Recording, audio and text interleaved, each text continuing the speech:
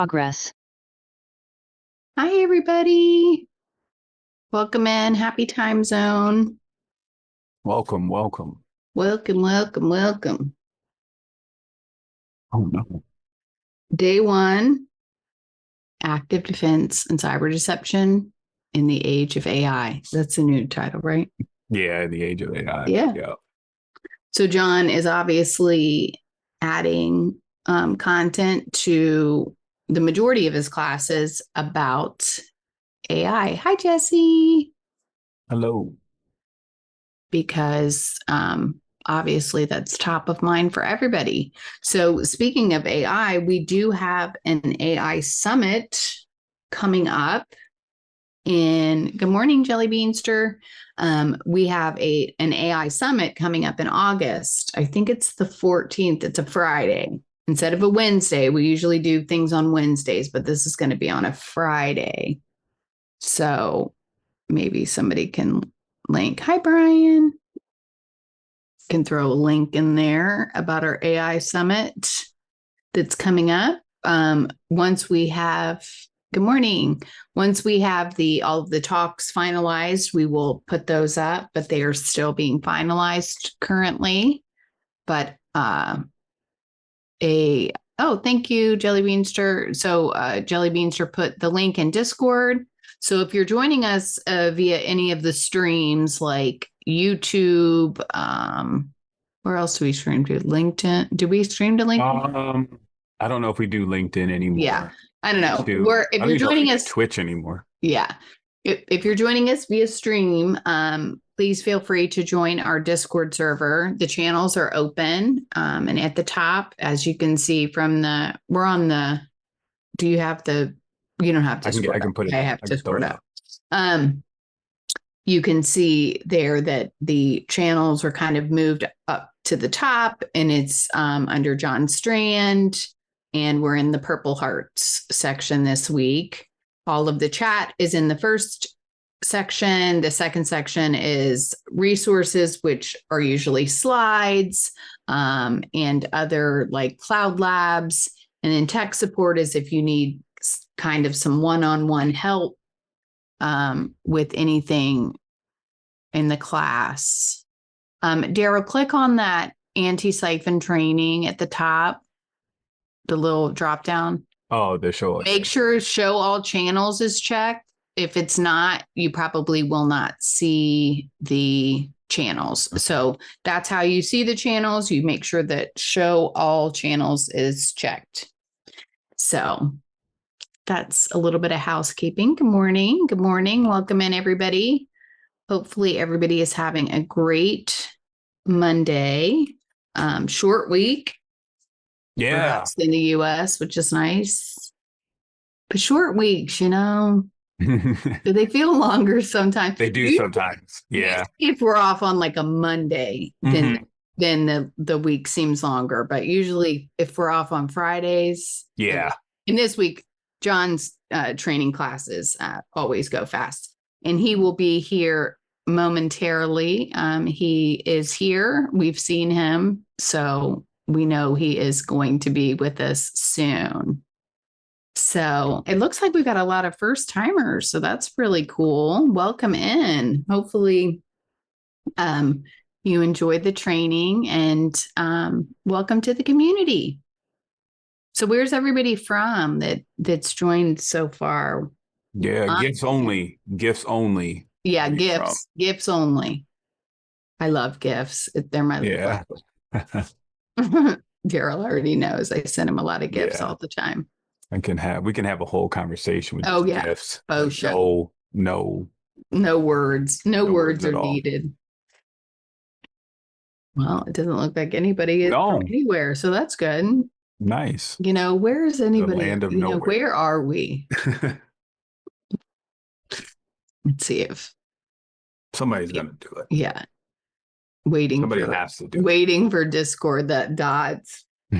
Man, that's some awkward time to kill. It is. But Daryl and I are used to being completely awkward all the time. Oh, here we go. New York. Hey. In New York. Concrete jungle. feels amazing. I don't know anything else about that song. There's nothing you can do. Lights will inspire you. Yes, you're nailing it. So John will break into song multiple times during class, and that may be a square on the bingo if everybody sticks around. Yes. Thursday, we will have bingo. I'll explain it more on that day. But if you're joining us through any of the streaming places, you still can register if you want. You don't have to, but you still can register if you need a certificate of completion. And so feel free to do that. Somebody in Discord asked about labs. Those are over, the directions are over in the resources channel.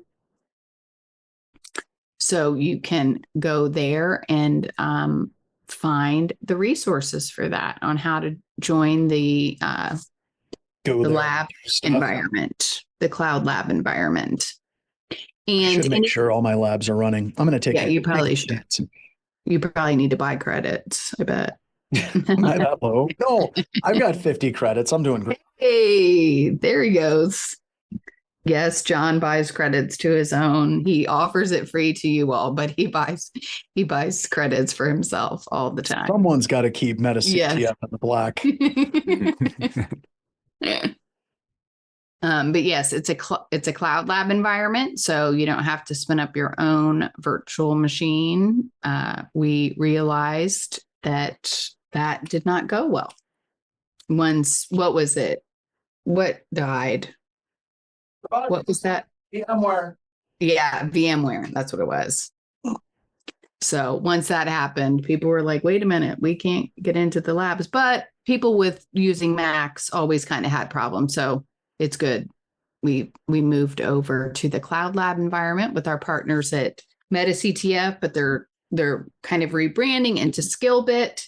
So for those of you that purchase the higher tiers, the 300 or the 150, and you'll get access to the cyber range. That'll be sent at the end of class, if you're wondering where that is, as well as the on-demand too.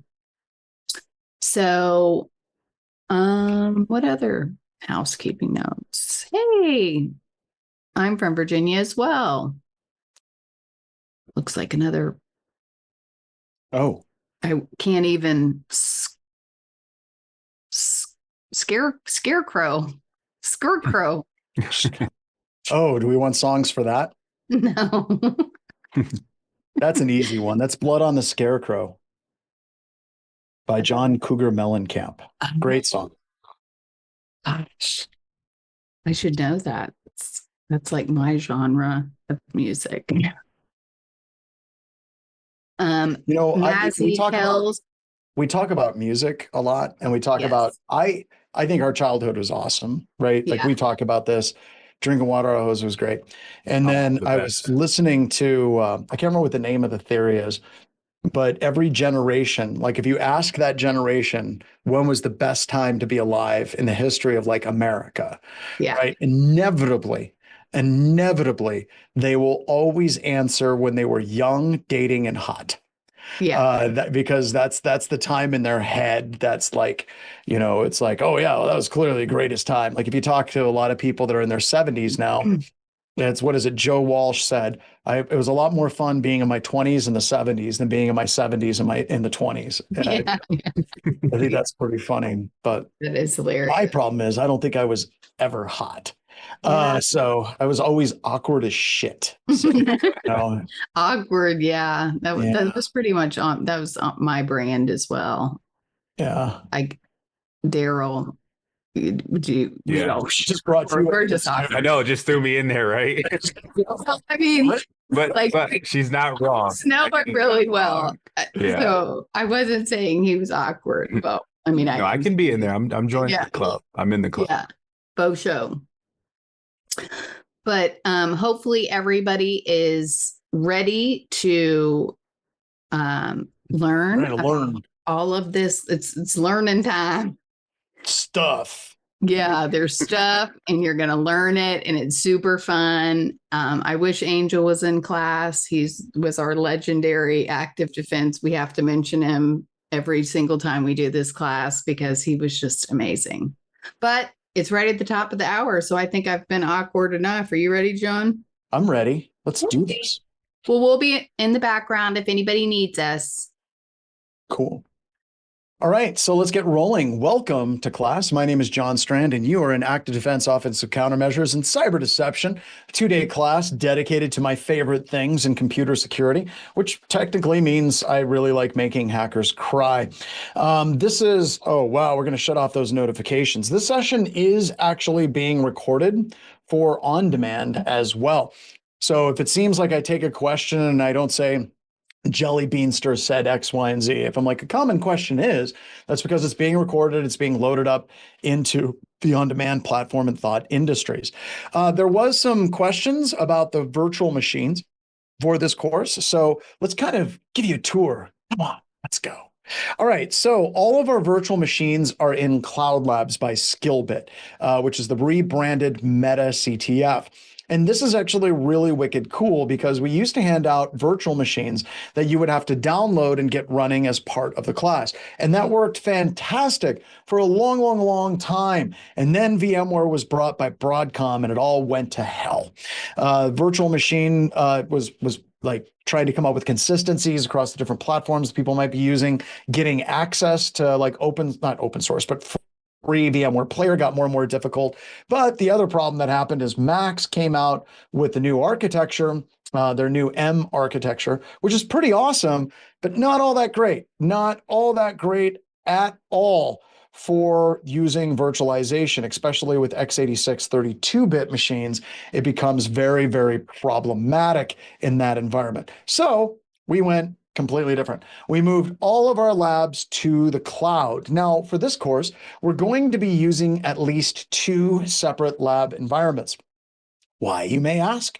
Because we are actually working on transitioning a lot of the labs that we are working at in this class into our Free Lab Friday platform, which is in Thought Industries and a completely new VM. And you're going to get a chance to use that new complete awesome VM today in the new N8N lab that we will be doing. But we have 2 separate locations for these labs. The first lab that we have is the Active Defense and Cyber Deception lab. You log into MetaCTF following the instructions that is over in the Resources tab in Discord. And there's full Cloud Lab instructions. And in that Cloud Lab instructions, there is a document. And in that document is a code. It is a code of DEC E4W E4XWK7. Don't have to memorize that because it's in the document that's in Discord. And you can put that into the access code area here. So I would do that now. Let me go ahead and show you where I put said code. I put that code in there. Now, if I hit submit, it's going to say, warning, warning, warning, Will Rogers, you've already claimed that code, which would be 100% correct. I have, in fact, already claimed that code. The other code that we're going to be using is the anti-lab code. And I'm going to put that in resources in Discord as well. So you can use that. That's going to be the new lab environment. And let me open up both of these and I'll show you. They're very similar.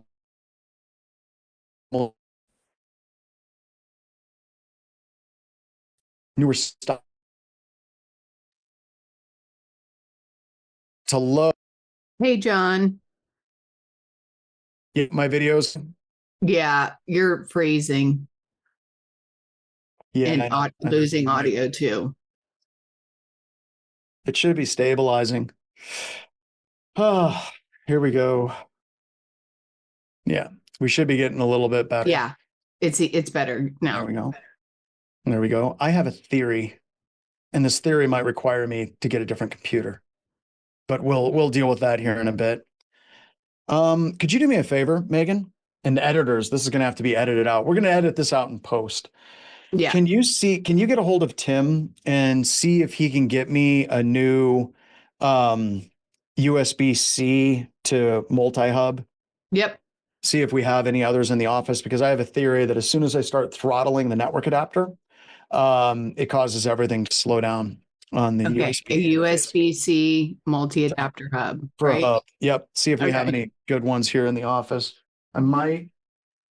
We might have a better one. I'll look around, but we'll do that here in a little bit. But you can see that I now have the labs up and running. I have both of them.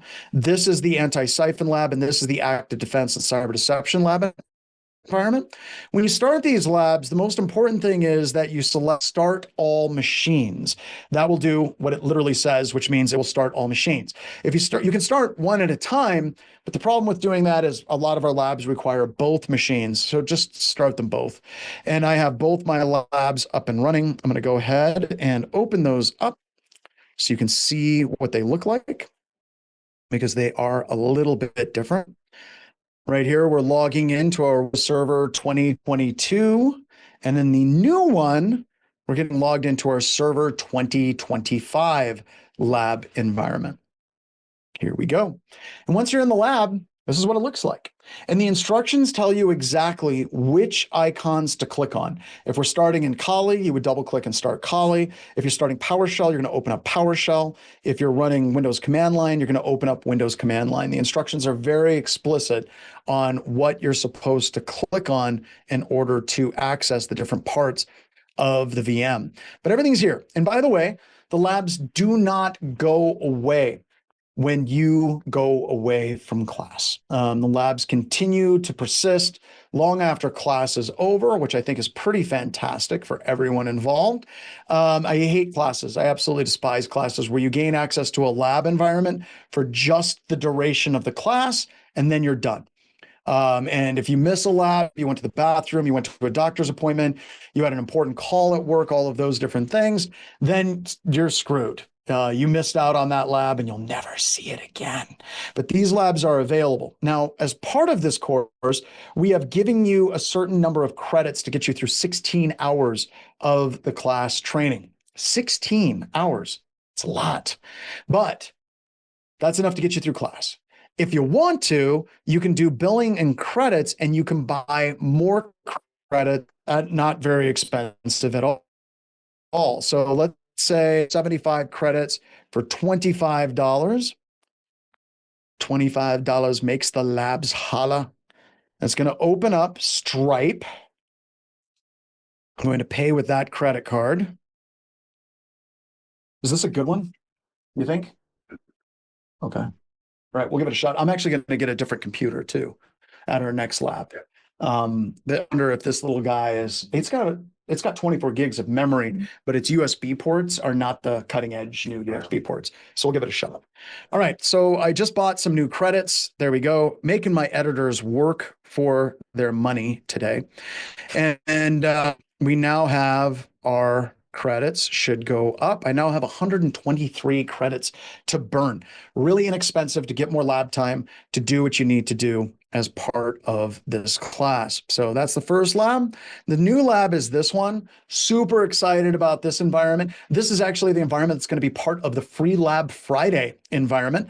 So the stuff that's used in my classes will be part of the Free Lab Fridays. And Free Lab Friday is where everyone gets 2 free hours of lab time every Friday to make sure that they're keeping those skills frosty for starting to or going out and trying to deal with the attackers that are out there. So that's the lab environment that we have right now. What I'm going to do, because I don't want to burn my credits, and a good idea if you're in between labs, is hit this destroy lab. Just destroy it. Just burn it down. Don't get emotionally attached. They're just containers. It's just going to make go away. I'm going to close those labs out because I'm going to save those sweet, sweet credits that we'll be working with. So that is the lab environment that we will be using in this course. Now, about this course, to be honest with you, is a little bit different.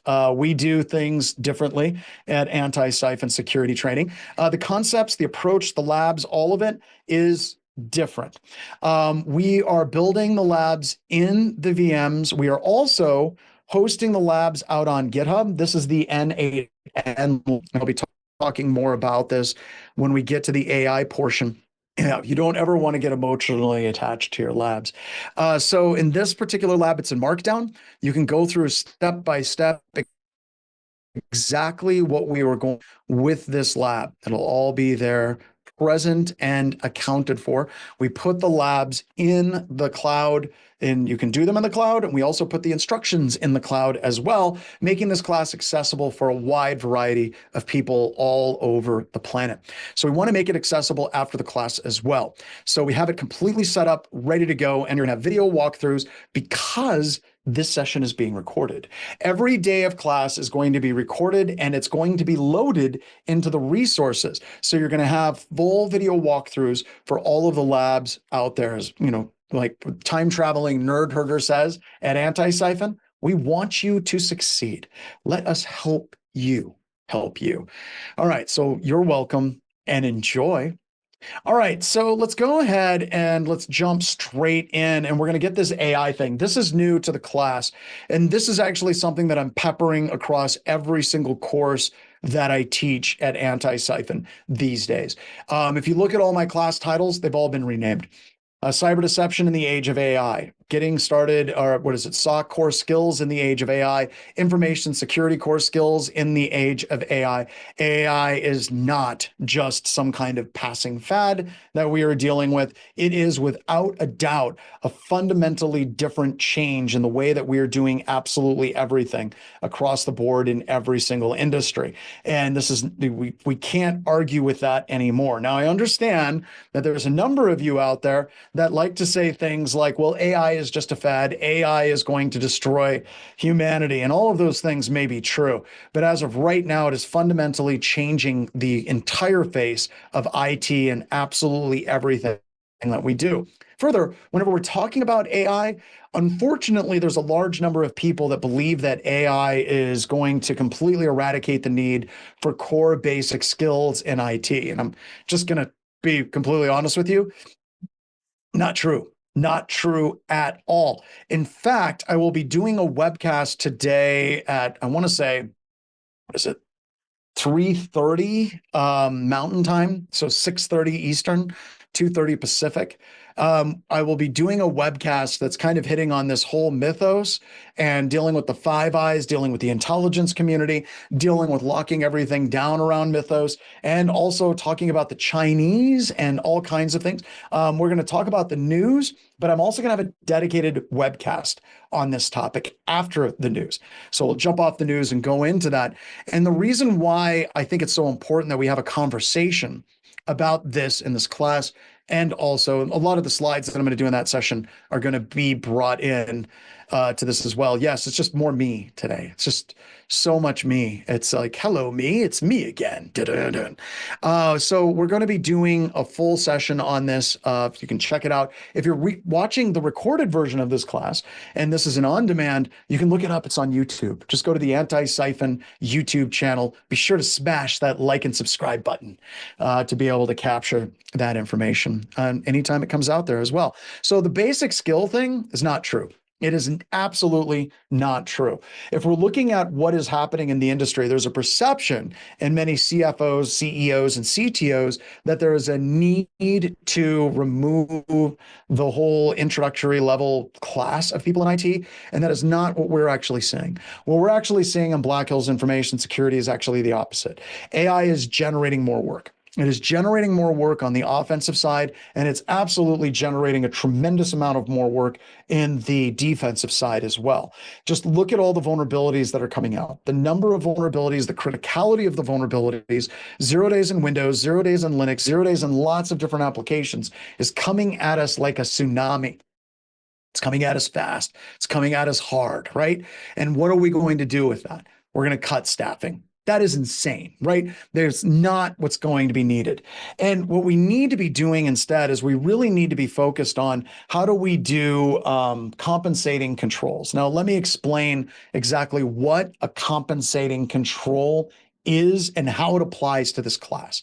Traditionally, most IT, whenever you're dealing with vulnerabilities, would look at vulnerabilities like this. We patch it or we change a configuration, and that's security, right? Those days are over. Because now when we're looking at the vulnerabilities that are starting to hit, AI has the capability of generating exploits for vulnerabilities that may be like talked about in a common vulnerability and exposure database, but there's actually no code for it. AI now can take that CVE, that write-up of what that vulnerability is, and very quickly reverse engineer and write an exploit for that specific vulnerability, whereas one wasn't publicly available, now there is. Also, a lot of AI agents are really good at writing those exploits from scratch. So a lot of offensive teams are using AI to write brand new 0 days on the fly. Last week at BHIS, we wrote 3 using AI in 1 week in a variety of different APIs and different things that we are testing.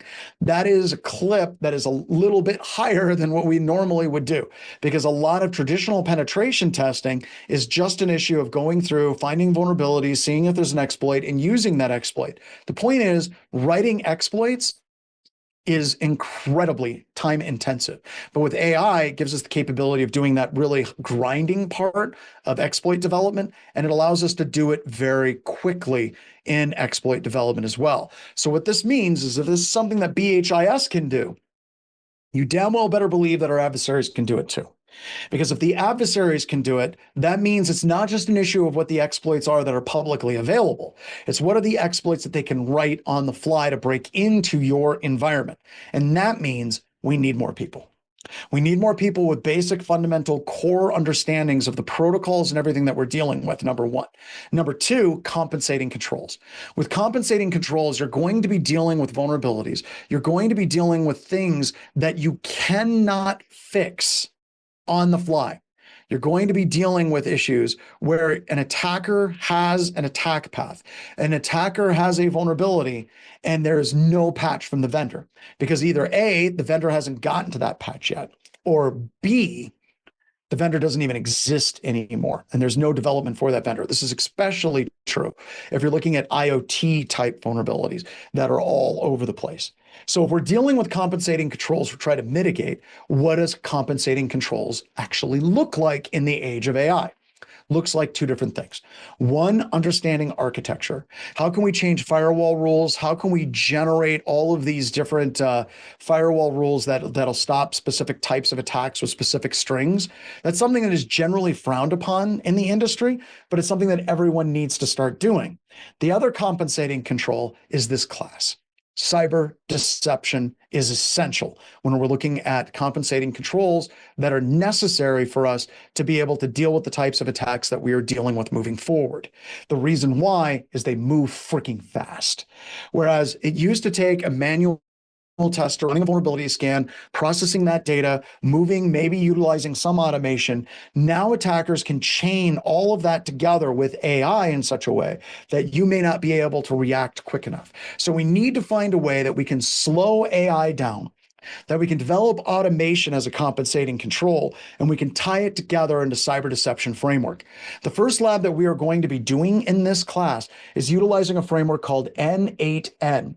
And N8N is, I wouldn't say it's a full MCP server, but you could use it like that, is it's a framework that ties together a number of different security tools with AI modules and alerting and formatting so that you can start tying your infrastructure together in a way that you never knew was possible before. So we'll have a lab talking about how you can tie all of that together. But we need these fundamentals. We need to have these things as we move forward in this environment that we are now in, because we're having the attacks move at an unprecedented scale. Now, the last time I saw something like this was way back in like 2001, 2002.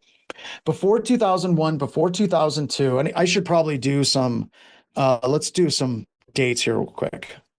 When was Nessus released? So if we look, when was Nessus open source project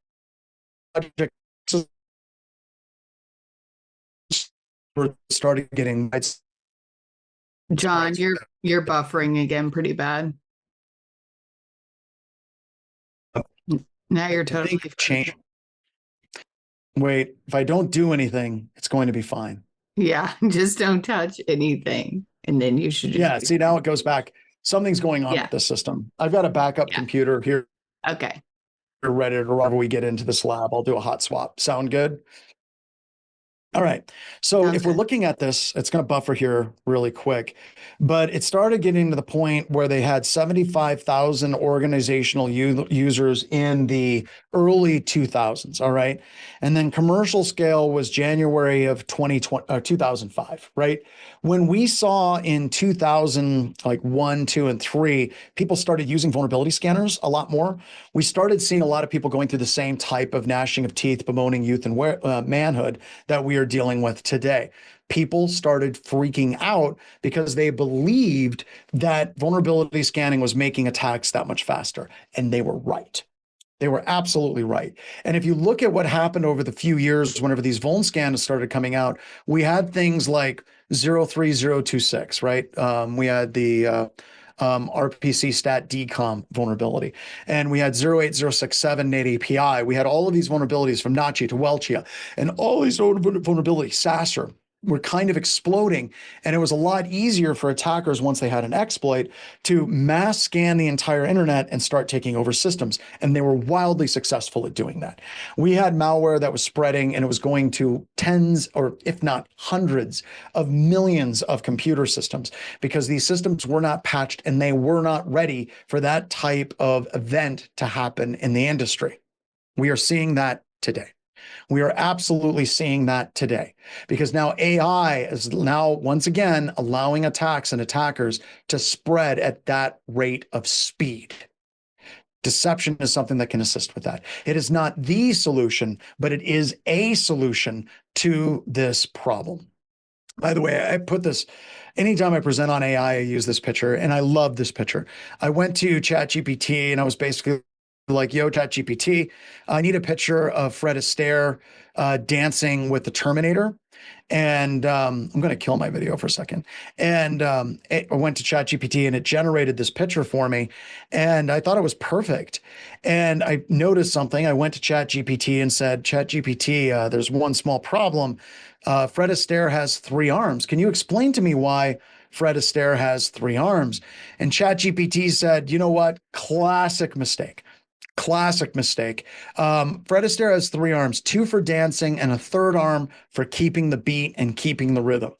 Do you want me to change it? And I said, no, ChatGPT, it's perfect just the way it is. All right. So let's bring back some video and see what happens. There we go. All right, so offensive AI and deception. As I said, this concept of offensive AI is fundamentally changing the game. And I want to explain how it's changing the game, because I don't think that people understand.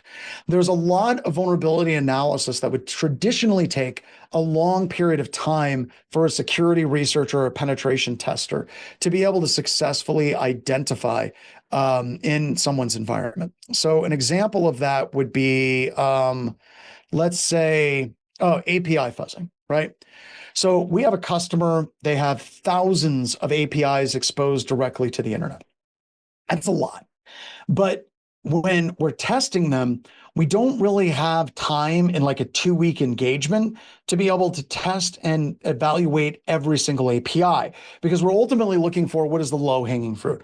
What are the vulnerabilities that could be discovered? Now, you're going to have pen testing firms that are like, well, our pen testing firm would do it. No, you wouldn't. Stop lying. Go sit down. Adults are talking.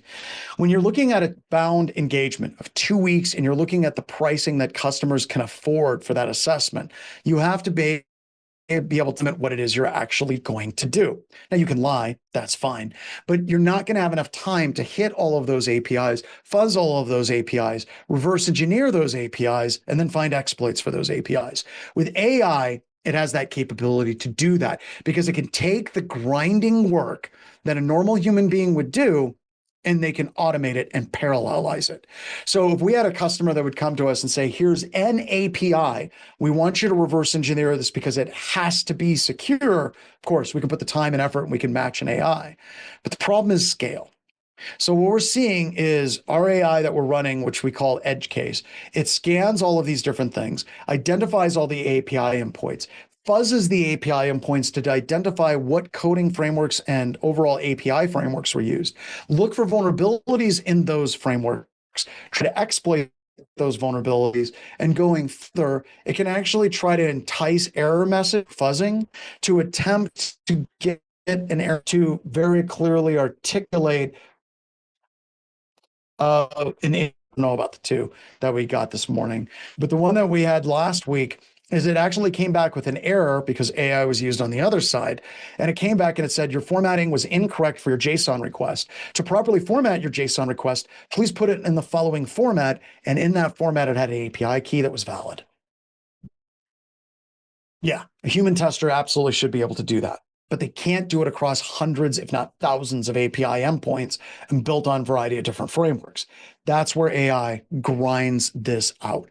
So we're seeing this post-exploitation lateral movement evolution explode as well. Tools like Bloodhound, Ping Castle, and lateral movement, even before AI was starting to get very, very quick, it's now even faster with that as well. So deception fits into all of this. Deception ties into all of this in two separate respects. One, it allows you to lie to the AI. Lying to the AI burns time, right? And in burning that time, it gives you more time to react, right? The second thing that we'd get a chance to do is it allows you to break AI in some situations. And we have some tools like port spoof where you'll see where it'll pretty much fundamentally shatter AI. Now, what do I mean when I say break AI? Well, AIs cost money to run, right? Whether or not somebody is paying it through ChatGPT or they're running it through Anthropic, it costs money to run an AI. It also costs money to run local models in AI as well, which is a lot of the obliterated models, which are AIs without guardrails. They use AIs locally on local sourced hardware. And whatever you're having it do, it costs resources. So if we can smoke screen that AI and get it to use up a bunch of resources to research, it's the other side of slowing AI down. Because if we're slowing AI down, it's costing more for AI to do that thing. So we're going to take advantage of that as well. So everything is changing in that game. And this ultimately goes into the MITRE ENGAGE framework. I thought I had the lab for N8N. I have it later on, but because my internet connection is getting wonky, we're going to go ahead and we're going to do our first lab of the day, which is N8N. So let me go ahead and open that. Let me the link for you all. Okay, and this lab, just so you all know, this lab is using the anti-siphon VM environment. So we're using the anti-siphon lab environment, not the cyber deception one, because this is a brand new lab. Like we literally got this one built not in cyber deception. Now, I know that I've said this like 3 or 4 times. I also know out of the 67 people that are currently in this class that some of you are not listening. You're like, oh, wow, he's saying things and waving his hands. And I need you to pause, reflect, and listen to me for just a couple of seconds so the lab doesn't hurt you. You need to be in the anti-siphon VM environment. The other labs are going to be over in active defense and cyber deception with John Strand. We're going to be in the anti-siphon. You're going to select view, start lab, and you're going to start that lab. It can take a couple of minutes for it to start. If you get a black screen for a minute and a half, 2 minutes, even after you click connect via RDP, that's okay. It takes a little while. Once it's up and running, it's ready to rock and or roll. Now, what is the lab that you are doing in the anti-siphon VM environment? Not in the active defense and cyber deception lab. Because remember, we're in the anti-siphon VM lab, everyone, not in that other one to start. So in this lab, we're going to show you how you can build an AI environment that allows you to tie your AI and your tools together, right? And that's really the goal of an MCP server is AI can run, but then it can also farm out multiple agents and have those agents run multiple tools and bring that data back. So the goal of this lab is to have you download and install N8N and then show you how you can create a little webhook where you can have an application throw like a JSON message, and in that JSON message will trigger something, and then you can pass it off to AI and you can do formatting on things as well. By the way, it should be working. There you go. So what we're doing is we're going to be using the Ubuntu VM. Once we get it up and running, we've got it started. I have 86 seconds left for that to run. Be sure to read these notes, open source workflow automation tool is not just for AI, but it has the ability for you to hook and tie your agents together and bring data in a way that's cheaper for AI to run. So you're going to create an N8N directory, and then you're going to run the following command to pull in and generate your N8N environment in Docker. Then we're going to make sure that it's running. Then we're going to open up the interface. We're going to serve to localhost. These are the default credentials. Please don't use these credentials in a production environment. This is a lab environment. We're all doing learning here. Don't use this in production, right? You're going to go ahead and get logged in. You're going to license key on this. You're going to skip it. If you want a free license key, you could. And then we're going to build a workflow, right? So we're going to generate this workflow. First thing we're going to do is we're going to add first step. We're going to create a manual trigger. And we're going to add an HTTP request node. So an HTTP request, that means it's going to listen, and you can have a tool, like all the tools that we talk about in this class. You can have different logging utilities generate an HTTP request where you can submit the log. And when that request hits, it will generate an action on that particular situation. So we're going to configure the HTTP request node. You're going to say, send the URL to, we have JSON placeholder type code posts 1, free public test API that returns fake JSON data. No API is required on that. You should see the JSON response appear over here. Let me close that node. Then we can execute the workflow just to see if it works, right? So this is a core concept. Data flows from node to node. So you have a node and it can process it. Then you have another node, and we can use AI to do that processing as well. Now we're going to build a security alert workflow using a webhook. So we're going to create a new workflow, push the little button, go workflows, new. We're going to name it security alert handler. We're going to add the webhook node, search for webhook, add it to the canvas, go HTTP methods, set it to, oh, it's right here, to post, and then it's going to have a path. Now you're going to have to remember that API key, because we're going to give you a copy and paste command. You're going to need to copy that path into your command a little bit later so we can show you how it triggers out there here in just a couple of seconds as well.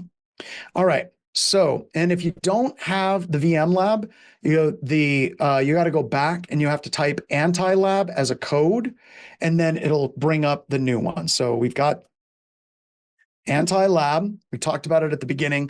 That's the code. If you go back to your cloud labs here, I go to cloud labs, I type anti-lab, and then I hit submit, and then you're able to see the new anti-siphon VM environment.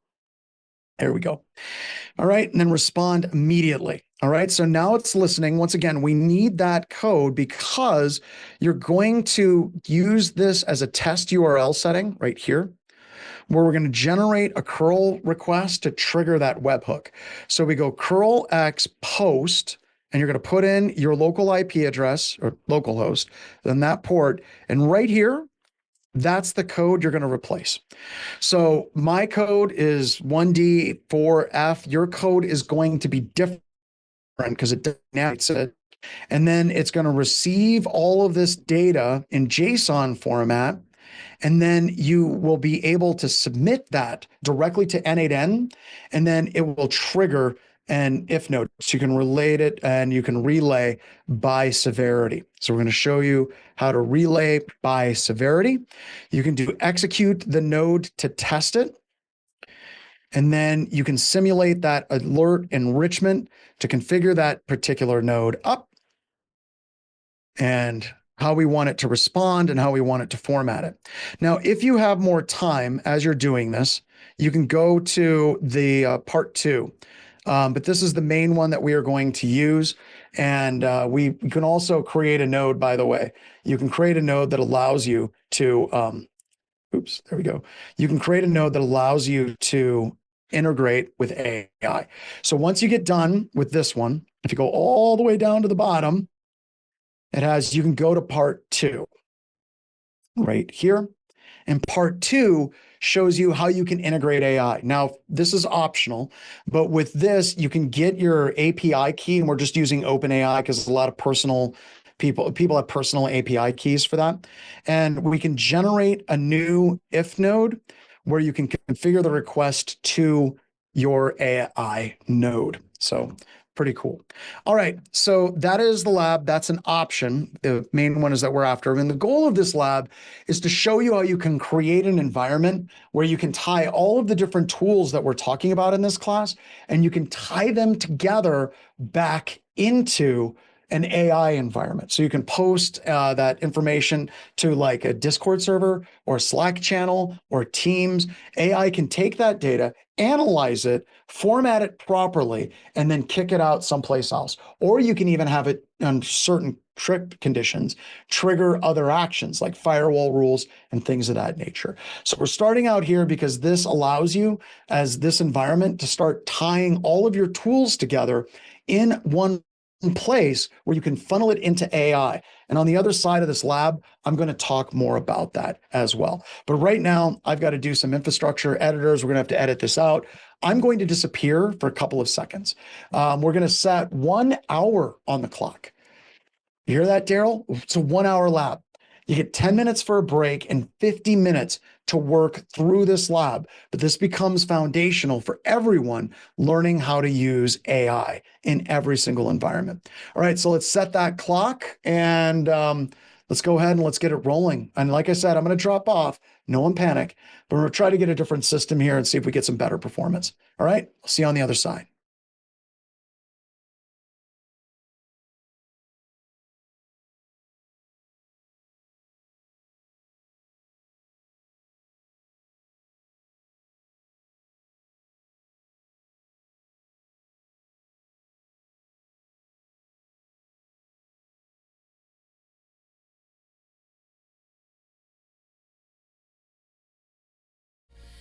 Lost myself in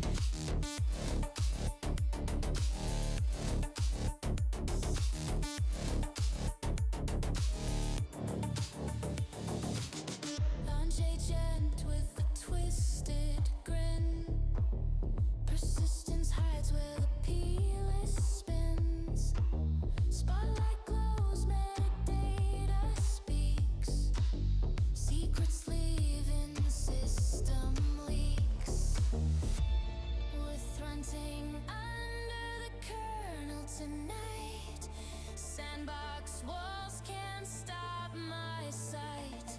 From cash to hidden keychain rain, I move through firewalls again.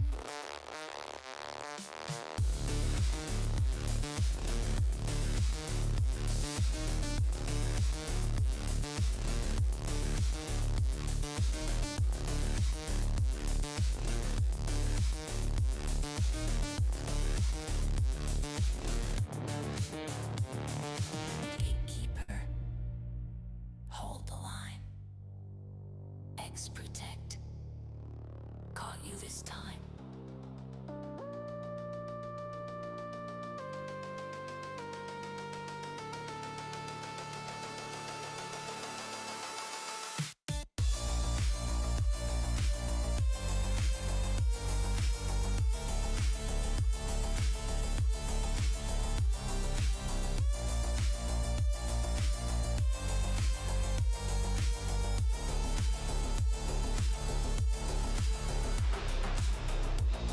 No pseudo save, no veil of code can hide the truth in debug mode.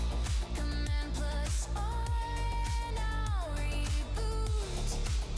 Under the kernel, absolute.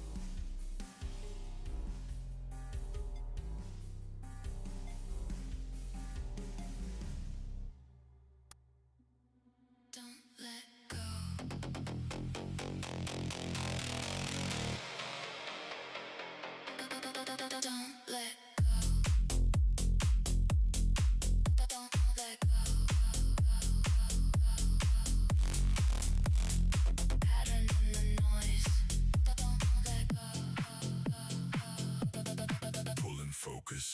Every touch redirected. Every glance designed. Invisible decisions. Rewriting what is mine. There's a break in the system. Don't let go. Don't let go. Don't let go. Signal over noise. Cut it at the source. Break the loop. Shift control. Don't let go.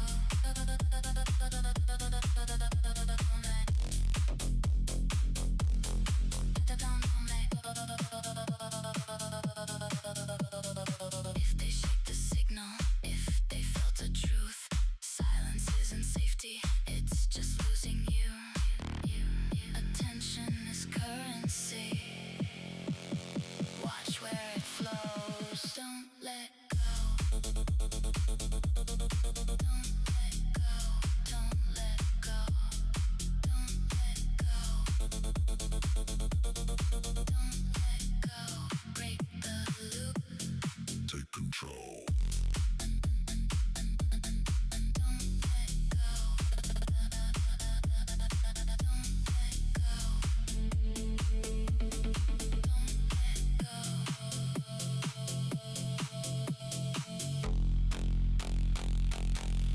Don't let go. Don't let go. Don't let go.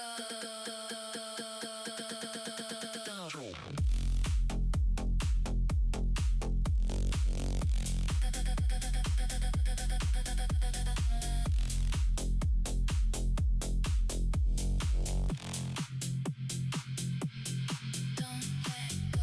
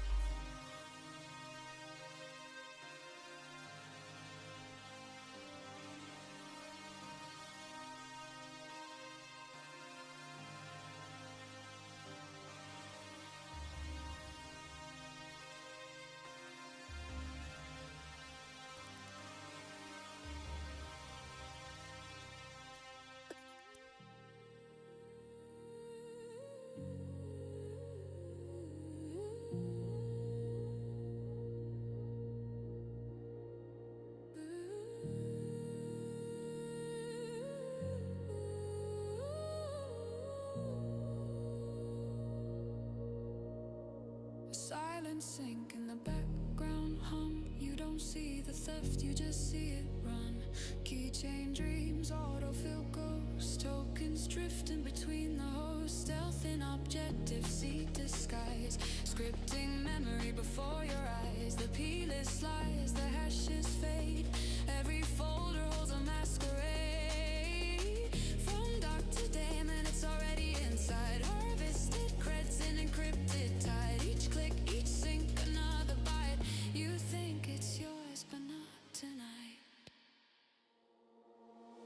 Silent beacon calling home through the dark. No light, no sound, just the system spark. Stealer in the code, heartbeat in disguise.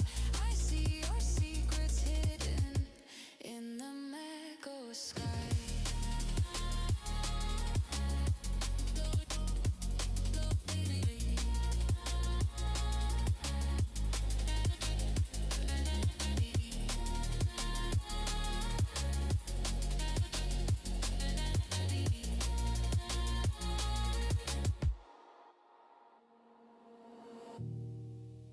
Unsigned binary, silver key ring. C2 waits for the data it brings. Firewall whispers, kernel sleeps. Even the logs are counting sheep.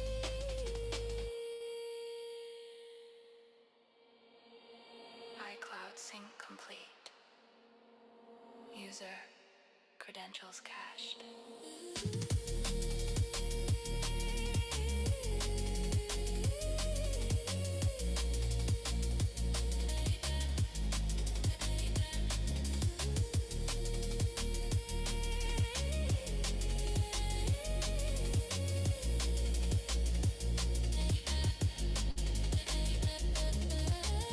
Silent beacon calling home through the dark. No trace left, just a data mark. Keychains open, shadows compile. Macs don't crash, they just reconcile. Look out, but not really.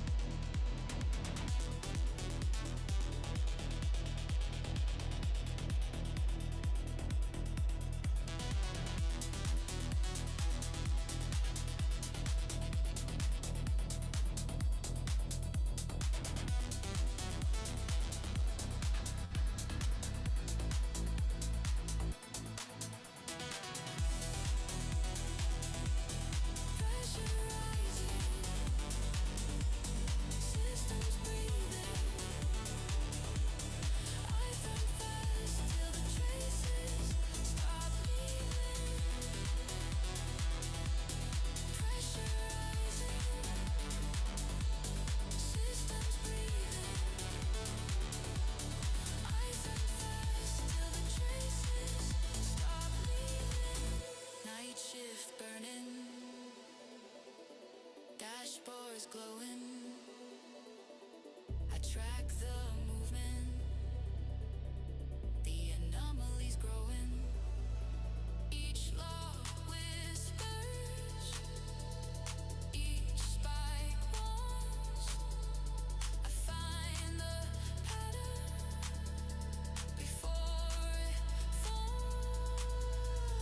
Tick tock, one more query, one more lock. Chase the signal, cut the shock. Deadline hits, but I don't stop.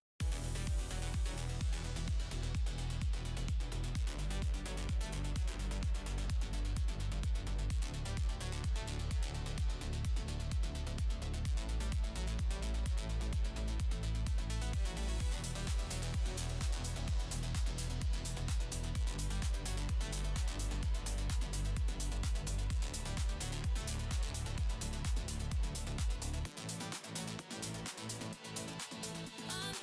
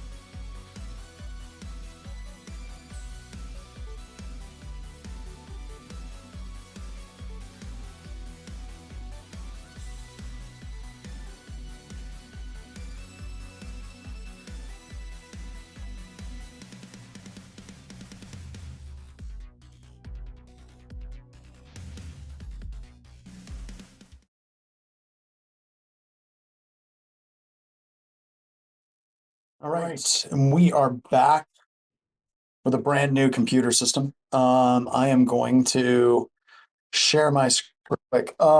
So my session timed out, I think, and I needed to re-download and re-extract, and it's doing it right now. So I'm just going to go through the instructions here, kind of walking through what it is we're doing and why we are doing each of those phases.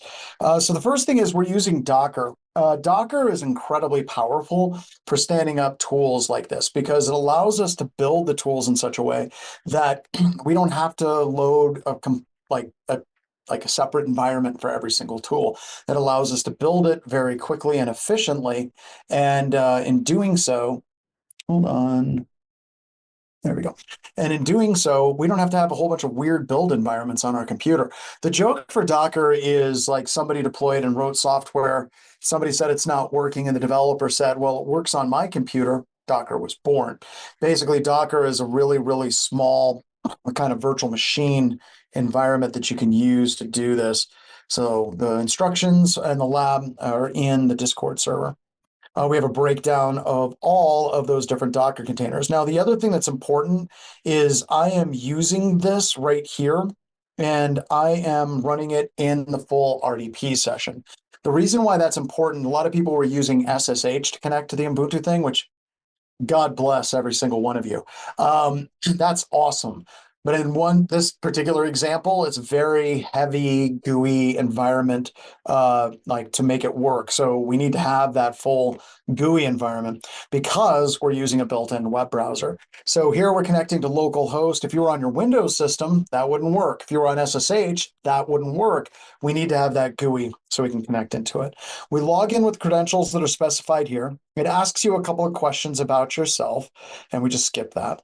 And we're going to build our first workflow.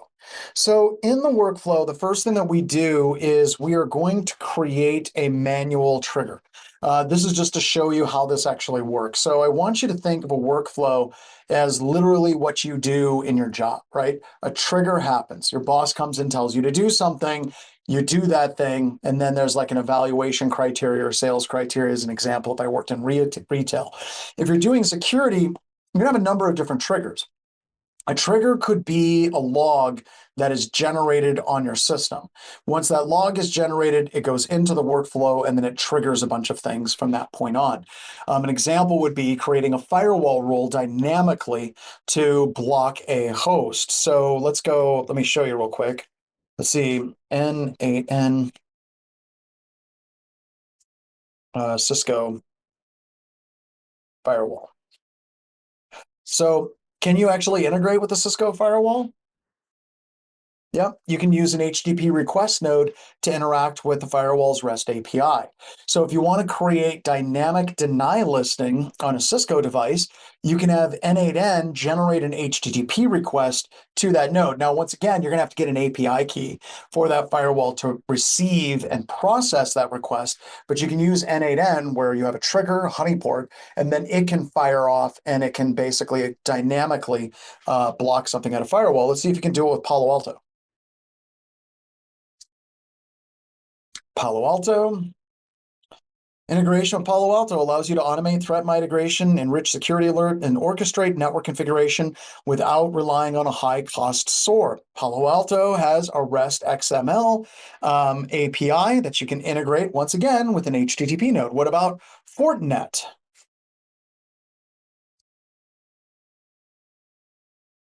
And it's awesome. I don't know if you've noticed, but every single one of these AI is answering, but there's actually documentation on how you can create workflows with FortiGate appliances as well. So literally you can use this, as some people say, so many APIs. Really all it is, to be completely honest with you, is all of these devices have an HTTP REST API that you can send requests to. And understanding how that API key works becomes so important for everybody to understand, because now you can use this kind of a nerve center in your environment where you can like have triggers come in. Let's say a a port spoof alert is triggered, then you can automatically deny list that particular situation. You can also do it with Active Directory, N8N integration with, let's do Active Directory. right? We do that. We can actually go in and we can block, let's say, users, right, from processing anything else. So everything that we're talking about here has the capability to do what we're seeing is oftentimes referred to as security, orchestration, automation, and response.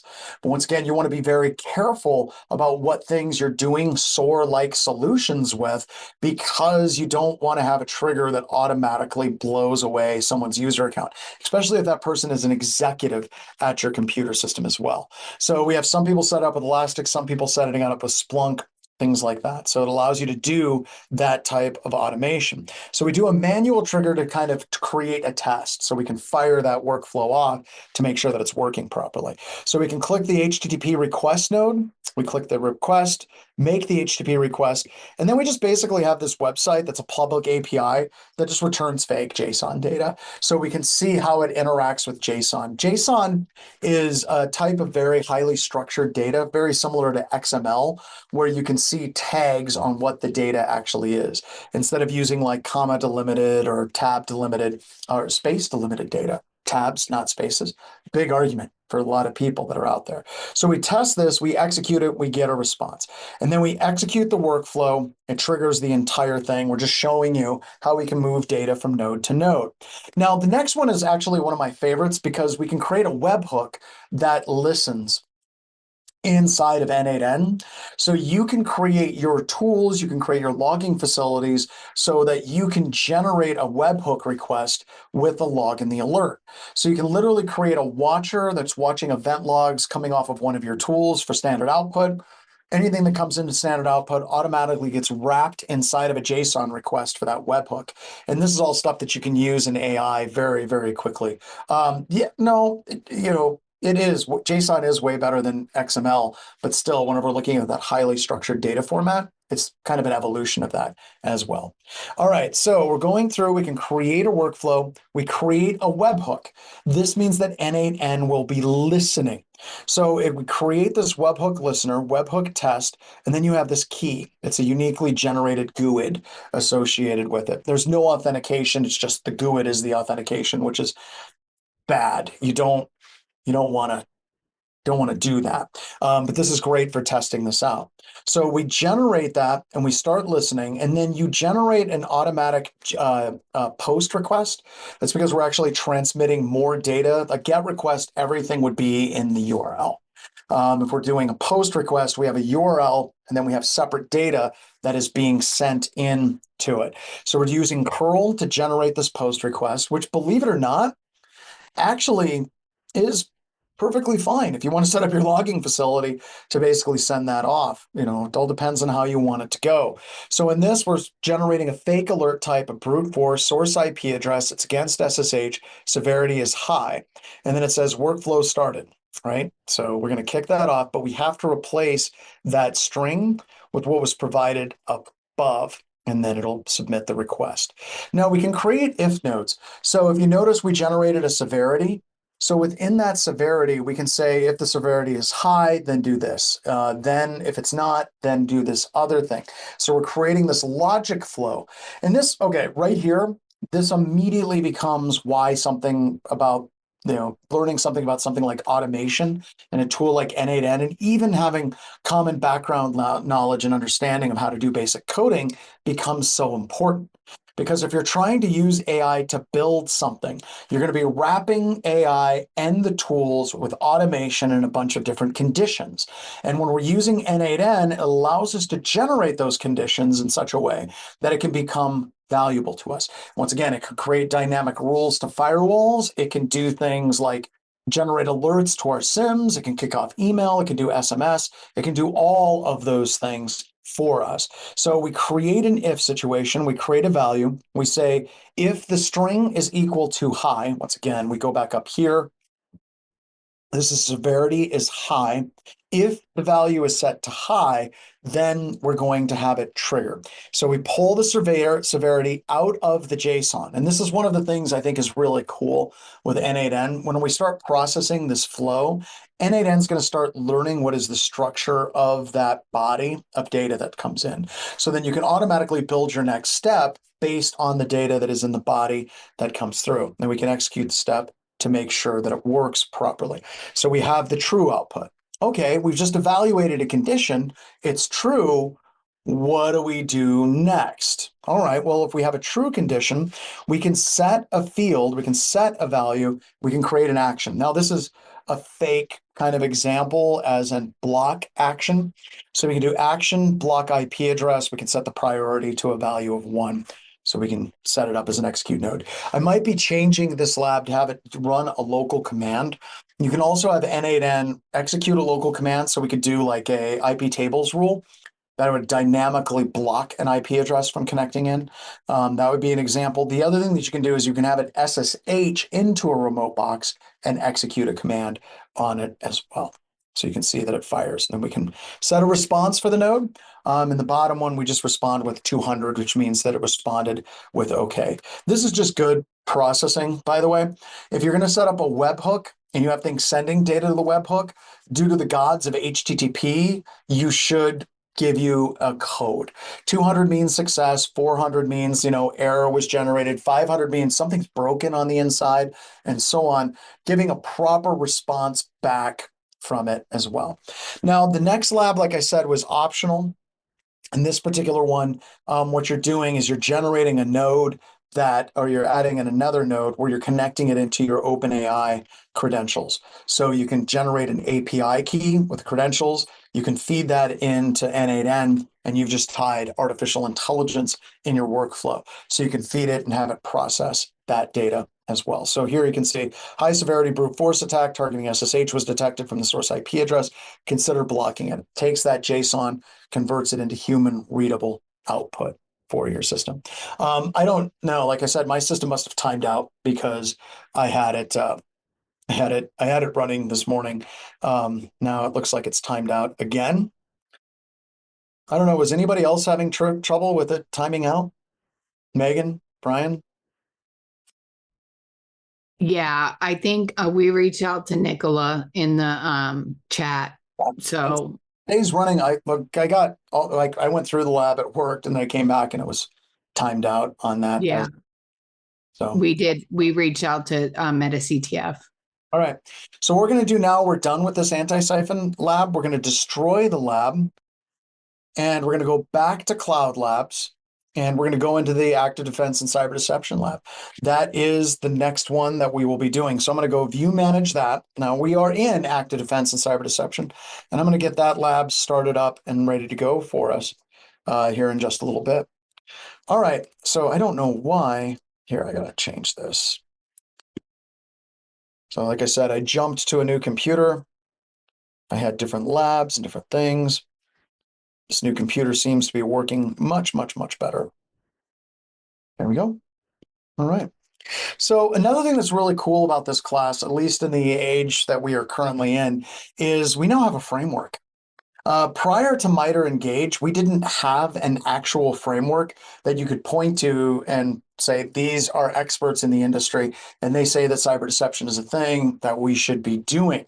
And MITRE developed this. Now, a weird bit of information, like a bunch of the original people that wrote the MITRE Shield framework, which became MITRE Engage, they were a bunch of students in this class. So if you're looking at the MITRE Engage framework and you see a lot of things that match up with this course, that's because this course was one of the kind of feeders into this and working with them as well. So if we're looking at like network monitoring, network manipulation, a lot of those different things, you're going to see us talking about an active, engaged network defense. So we'll be looking at advanced C2s, and then we're going to be doing a lab using AC Hunter. That's an active defense approach. And the reason why it's an active defense approach is you are engaged, hence the name associated with it. This is fundamentally different than the things that they talk about here from passive level security things that you would do in an environment. So an example of that would be just waiting on alerts, waiting on your SIM, waiting on your SOAR, waiting on your EDR. Those would be passive level security things. It's not to say that they're not valuable, but what it does get us to the point of is it gets us to the point that we should understand that there's active things we should be doing.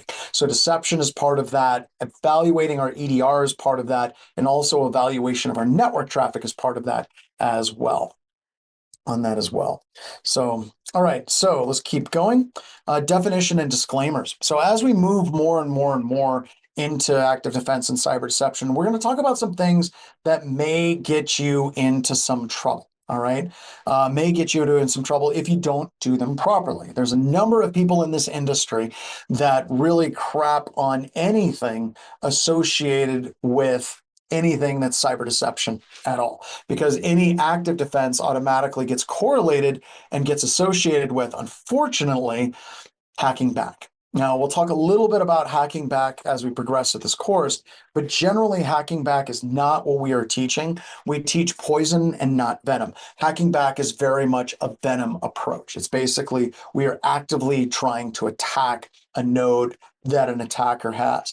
And I'll be discussing that more as we do more threat hunting, or as some people like to refer to it, fronting. And we'll be talking about evaluation of endpoints and what are some of the vulnerabilities that we see in systems again and again and again.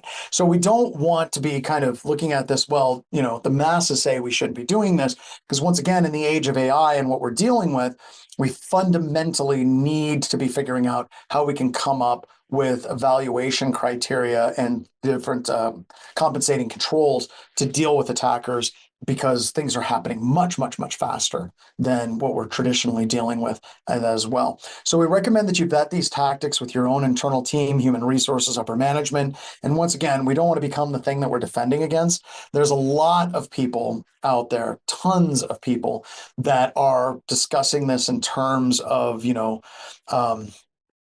this is just bad. You shouldn't do it. And they shut it down. But it's changing. It is changing. We'll share some additional laws. So active defense. So as I mentioned earlier, an active defense is an engaged defense. That means we are actively working our environment, not passively waiting for alerts or waiting for a magical tool to sweep down and solve all of our problems. We can also utilize limited offensive actions in a way to try to kind of deny an area of contested part of our network to an adversary. So an example would be like word web bugs, right? Attackers use malware in documents all the time. Now, we could use a variation of that technique to where we're not necessarily dropping malware on an attacker's computer, but instead what we're doing is we are trying to get a beacon out of that attacker's computer for the purpose of trying to geolocate where they actually are. That would be an example, and we will show you how you can actually do that as well.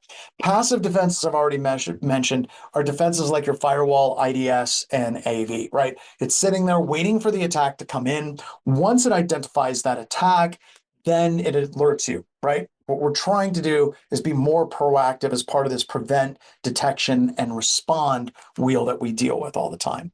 So offensive countermeasures is where we're using an offensive technique against an adversary, right? Once again, I love the whole idea of canary tokens, right? We're talking about canary tokens. We can create a token in an environment that does geolocation on where an attacker actually is. That's powerful, right? A very powerful technique. But that technique has its roots in offense. And when we get to that section, I'm going to share with you kind of the main story that got me thinking I can start using these quote unquote malicious documents for the purposes of good and not evil. I can use these things for defense and not offense and have tremendous value in actually doing that. Now, when we do these things, when we're creating poison and we're not really focused on the venom aspect of that as well, then we really kind of get into some really interesting things from a legal footing perspective. So let's talk a little bit about this. Some people at this particular point will be like, what if the attacker is spoofing their IP address? If an attacker is spoofing their IP address, you need to understand how IP address spoofing actually works. IP address spoofing requires an attacker to spoof their IP address and their IP header.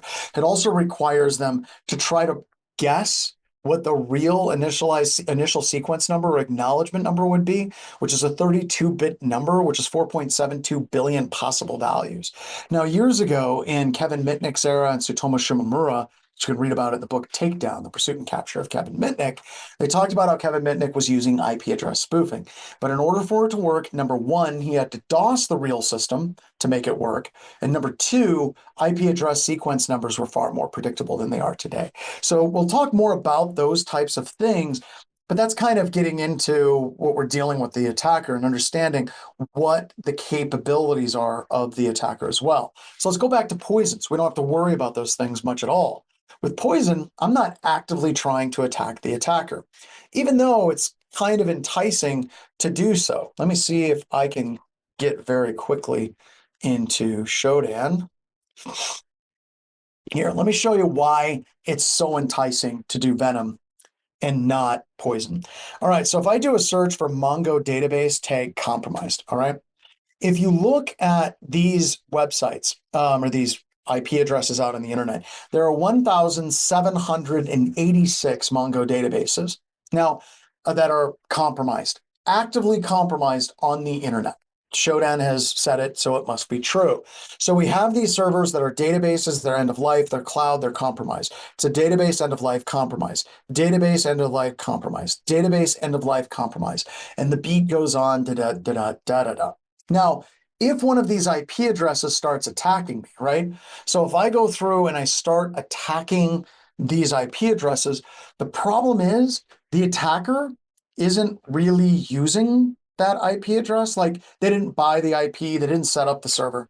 The attacker merely compromised somebody else's website, somebody else's Mongo database. And when they did that, and then they're now using it to attack me, or they're using it to attack you, or they're using it to attack other infrastructure, you can see how that's a problem. Because if you try to retaliate against these IP addresses, one, it would be relatively easy to do so. But two, you might be bringing down some legitimate service that is key for an organization to function. So that venom approach is exceedingly dangerous, even though it's enticing and it's relatively simple for someone to actually do. Poison is something that needs to be taken. A poisonous frog, a poisonous mushroom. You don't hear about a venomous mushroom. A venom is something that is struck out. So we need to make sure that we're on that solid legal footing. So cyber deception fits into this because it's a deliberate, calculated process of deceiving attackers in an effort to wage better defenses. Compensating controls. Compensating controls becoming really important when we're dealing with the age of AI and at the speed of which a lot of these AI attackers can do. We want to slow them down, confuse them, and deceive them. And this particular formula is a big part of that. Detection time plus reaction time must be less than the amount of time it takes for an attacker to break into your environment. This seems simple. However, think about this. A lot of our strategies are very passive. Number one, a lot of those passive strategies, nation-state level adversaries will be able to bypass, which we're going to get into a conversation here in just a little bit. So we're not talking about cyber deception replacing anything. It's becoming an augmentation for an environment and for organizations to make sure that they have that capability set in their toolkit in the event that, once again, AI attacks continue to grow on them as well. So we got Sun Tzu, and it's impossible for anyone to ever go through a computer security class without quoting Sun Tzu. So we're going to get that done right now, right? We have the APT threat, like wheel, right? So the advanced persistent threat, defining target, that's you. Find and organize accomplice. They are absolutely going to be sharing attacks. Like I remember years and years and years ago during Barack Obama's administration, we were getting attacked by China all of the time. It was going just crazy. Barack Obama went to China and said, please stop. I'm sure it was very nice the way he said it, but they said, please effing stop. And they did. What China did is they ended up starting to go through a whole bunch of their proxies, different non-nation state or NGOs, non-government actors, different crime groups, and they were launching the attacks on their behalf. So you absolutely see accomplices on that as well. Build or acquire tools, once again, very easy to do, especially in today's security landscape where you can buy the tools that you're going to be going up against. So trust me, Russia and China are buying the same tool. And once again, if you're outside of the United States, we can say that United States and Israel will probably get licenses for every major EDR and make sure that they have a bypass for each one of those products as well. They're absolutely going after administrators and they're going after high value people. They're ensuring that they can bypass technologies. And we'll have a little bit later, we'll talk about this in kind of a conversational lab on that as well. Deployment, entire teams dedicated to attacking your organization. They go to their job just like you go to your job. They clock in, they probably badge in, they sit down at their desk and they hack you all day long to do it. 0 days are absolutely on the table. Absolutely on the table when we're dealing with AI. Outbound connections, that's why we do the network threat hunting. And then expand access, moving laterally, they can do so very, very quickly. So once again, we're looking at this from a model of what advanced adversaries are doing and why deception is so important to it. Another example of something that we can get to is an OTA loop. We'll do this here in a little bit. We're going to take a quick 10-minute break. And when we resume, we're going to talk about John Boyd and observe, orient, decide, and act. So with that, let's set the clock for 10 minutes and we will resume.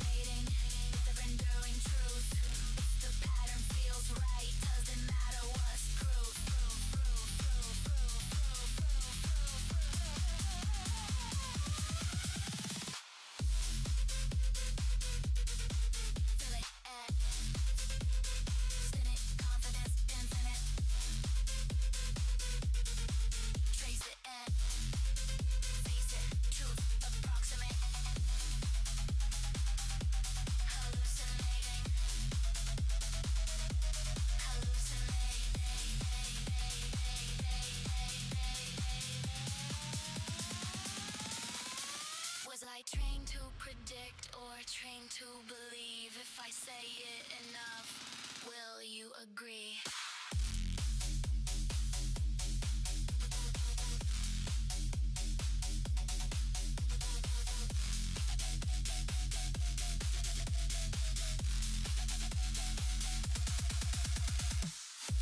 Hallucinating, generating reality, recalibrating.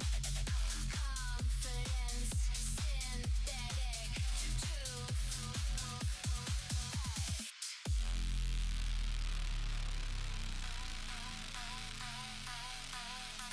Hallucinating.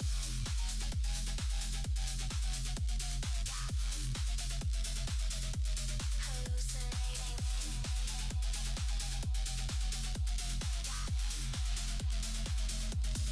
You ask for an answer.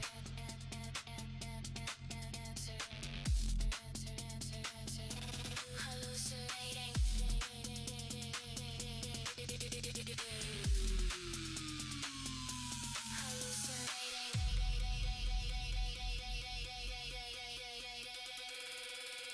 You asked for an answer, an answer, an answer, an answer, an answer, an answer. You asked, you asked, you asked, you asked, you asked, you asked, you asked, you asked.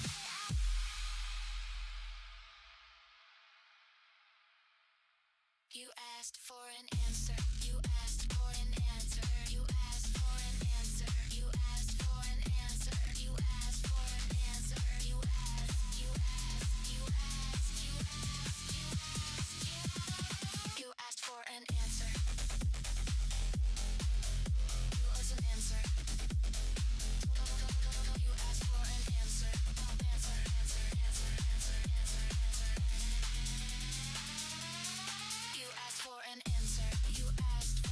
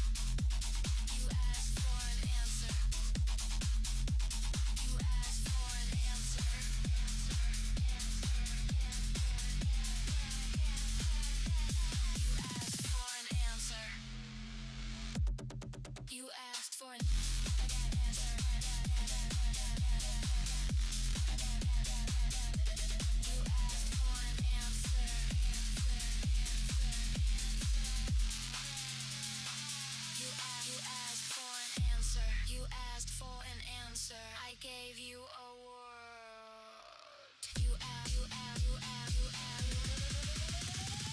asked for an answer. You asked for an answer. You asked for an answer. I gave you a word. You asked for an answer. You asked for an answer. You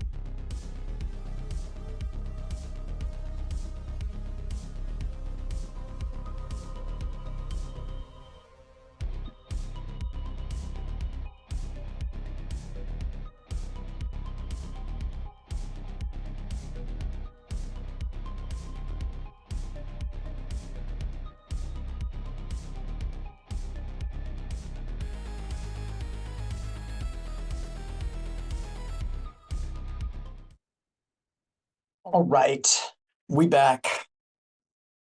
All righty, let's keep going. All right, so I mentioned John Boyd and OODA loop. So John Boyd was actually an instructor at the Top Gun School. Turns out that's a real thing, Goose. So it is a thing. And whenever he was looking at fighter pilots, and there was a whole bunch of people back in like the 50s and 60s that were trying to bring all kinds of doohickeys and gadgets and things like that to try to make war fighters better at different things. And John Boyd developed this really interesting approach to anything that we bring into the military. And it was an OODA loop: observe, orient, decide, and act. And if you ended up with purchasing anything or developing any capabilities, did it actually help you build out the OODA loop for the warfighter? So observe is what it says. Observing, unfolding circumstances, outside information, interaction with the environment. I'm going to circle back to this with cyber here in just a little bit. Orient, we got cultural traditions, analysis and synthesis, previous experience, new information, and genetic heritage, that's a thing. Decision, we basically make decisions based on that information, and then we take an action, right? So anything that we do, we need to plug it into the concept of an OODA loop. So I want you to look at an attacker's OODA loop, right? If we look at an attacker's OODA loop, right, the first thing is they don't even really have to be attacking your network actively for them to start their process of doing recon against your network. I mentioned Shodan a little while ago. Shodan absolutely can be used for an attacker to try to learn as much as they can about your environment. Let me pull that down here. Right? So without even trying to break into your environment, they can use Shodan to look for potential vulnerabilities. They can identify SCADA. We can put in net modifiers, where we can put in 0/24, or we can look for, let me flip this around like that. So we can do a search modifier that isn't screwed up. Oh, I got to log in. Just give me a second.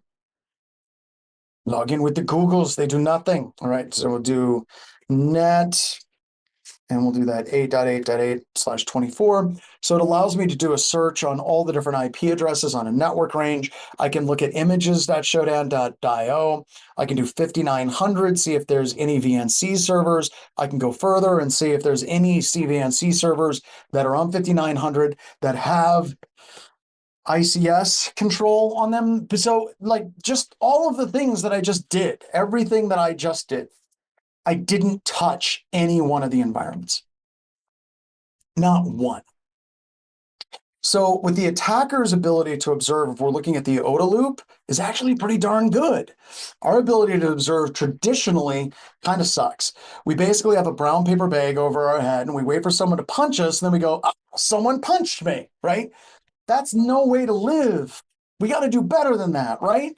So orientation, an attacker, before they even launch a packet, they can learn about our technology profile. They can look at our jobs databases. They can run Shodan. They can get all this information from built with, like what is the technology that someone is using. They can do Google Dork, right? So you can go like, let's just go to Goggle here. Let's go, let me do this. Let's do site colon,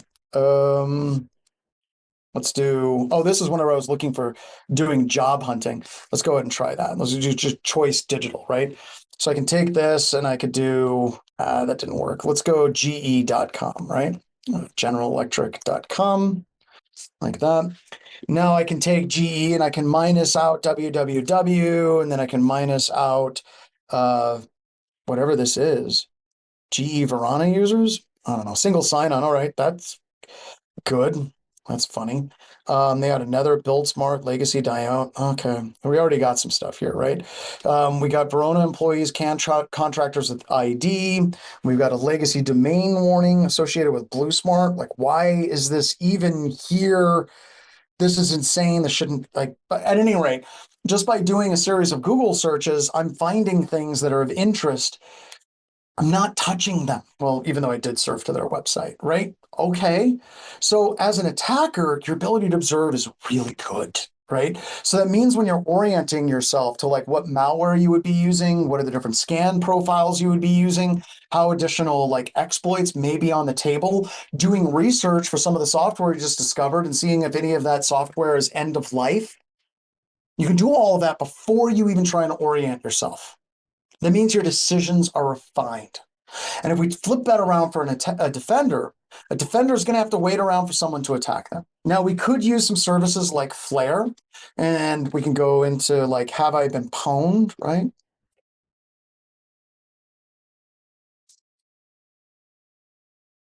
I'm going to go to have I been pwned, and I can check to see if I have any breaches, right? I can do that. That's somewhat valuable. Flare, threat intel, Flare threat intelligence. This is who we partner with for BHIS. We do all of our threat intelligence with Flare. There's some value here. That's only if something made it public, right? That means we may be missing some other things. Cyber deception fits into this, right? Because if we're looking at the unfolding circumstances, we have the ability to throw a smokescreen at an attacker. We can throw up fake users. We can throw up fake services. We can throw up fake IP addresses and host names. That means the attacker's ability to observe goes down and our ability to observe goes up. And that is ultimately what we are trying to do. So if we apply the OTA loop into an APT methodology, right? Recon, weaponize, delivery, exploit, install, command, and act, we can put cyber threat intelligence on this. We can also put cyber deception on this as well. So we can lie, divert, misdirect, deceive, obfuscate, delay, and disrupt the attacker throughout their attack process. Now, once again, we want to avoid legal trouble, right? Now, no one agrees completely on how to avoid legal trouble. We're going to give you kind of the John Strand view of the universe, which you can take or leave. And honestly, it's up to you. I'm not going to be offended either way because I am not an attorney. It's just I've worked with attorneys and I've worked in lawsuits as an expert witness and I've actually helped write legislation. But other than that, you should really have a conversation internally on your team. You absolutely should. So a couple of tips. One, don't put malware where it's easy for everybody in the universe to gain access to it. We had a cyber deception case that we were working where somebody was threatening to kill the customers of a company. And we basically generated some software that was tracking software that they could put on their website, send a link to the attacker because they were communicating with their ransom, and try to get the attacker to go there and we would be able to track them.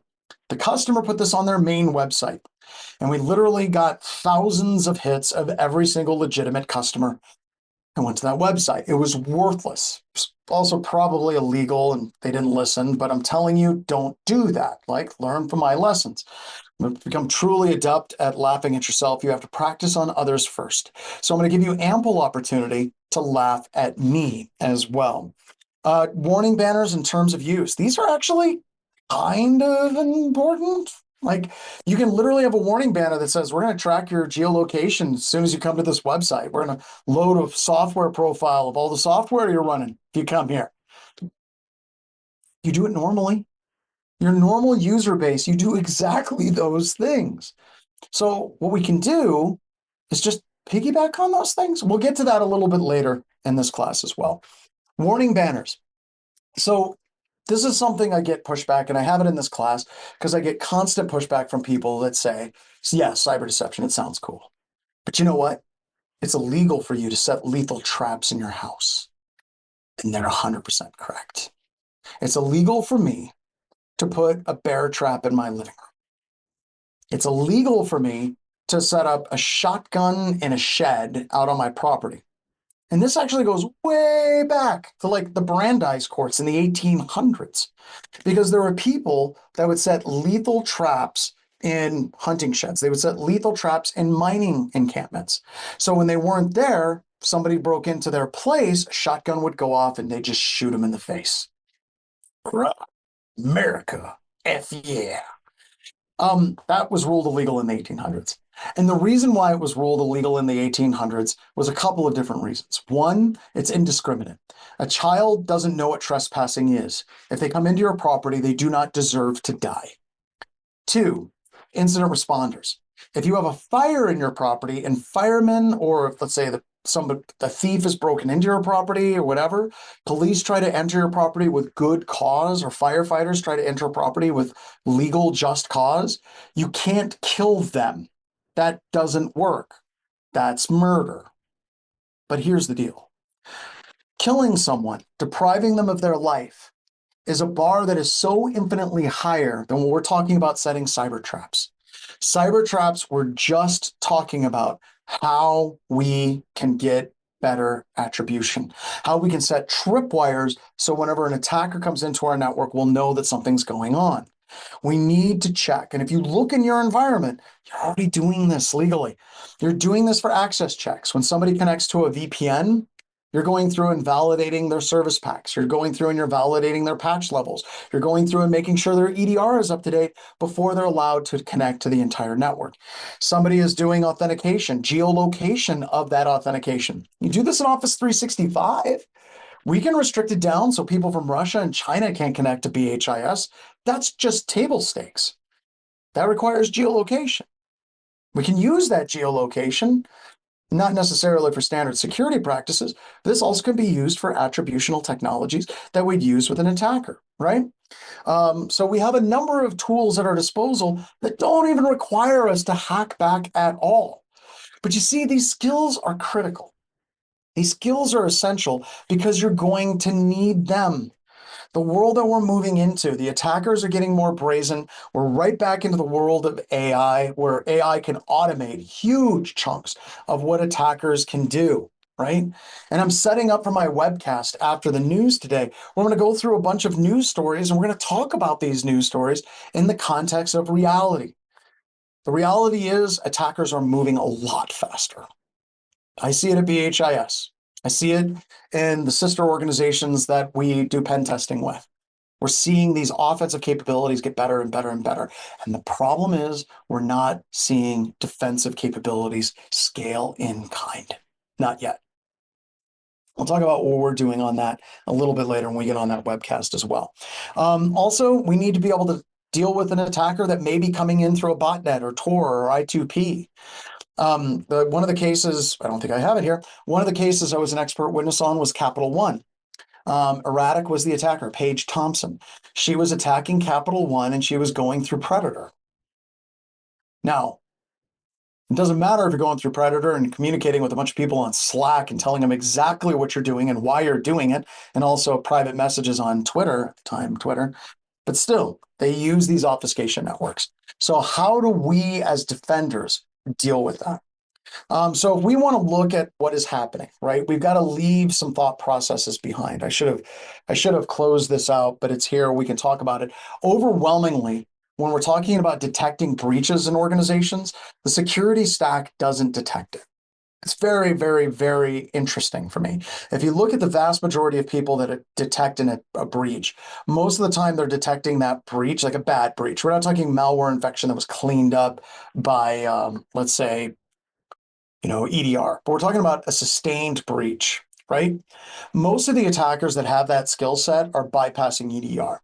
Most of the attackers that have that skill set have the capability of bypassing the traditional firewalls that you and I throw in environments all the time.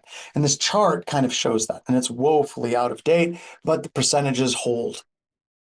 Tremendous amount of our detects are external. Something like 67% of the detects are from customers and people saying, yo, there's a dancing gerbil on your website. Are you aware of that? All right, so why are current strategies not really all that effective? If you break it down, you start thinking about it logically, it kind of makes sense, right? So if we're looking at it, if I were to go back 10 years and go to a conference like RSA or Black Hat and walk around and to ask people just randomly, what do I need to do today to defend my network and secure basics and fundamentals? They would say patching, strong passwords, anti-malware, and firewalls, proxy. If you look at it today, they're going to say next generation AI. So next gen AI firewall, next gen AI anti-malware, and all of these different things. And it's really interesting that these things have somewhat gotten better, but I don't think that they've gotten better to scale at the level that the offensive tools had. The overall point that I'm trying to get with the slide is that we're doing the same thing again and again and again and expecting different results, which is a quote that's generally attributed to Albert Einstein. There's some debate as to whether or not he actually said it. Literally, we're just repackaging the same technologies for defense, loading next gen or loading AI in front of it, and we just spin the cycle again. Just spin the black circle. Around and around it goes, doing the exact same tune every single time. So if we think about this, what are the top 3 or 4 AV vendors or EDR vendors, I guess we call them today, right? If we look at our top 3 or 4 AV EDR vendors, it really isn't that many. And if you come up with 4 of them, you're looking at like Cylance, you're looking at Microsoft, you're looking at Sophos. You get a lot of those vendors. You come up with the top 4, you've got like 85% of the market share. What are the top 3 or 4 IDS firewall vendors? You're going to come up with Palo Alto, Fortinet, Cisco.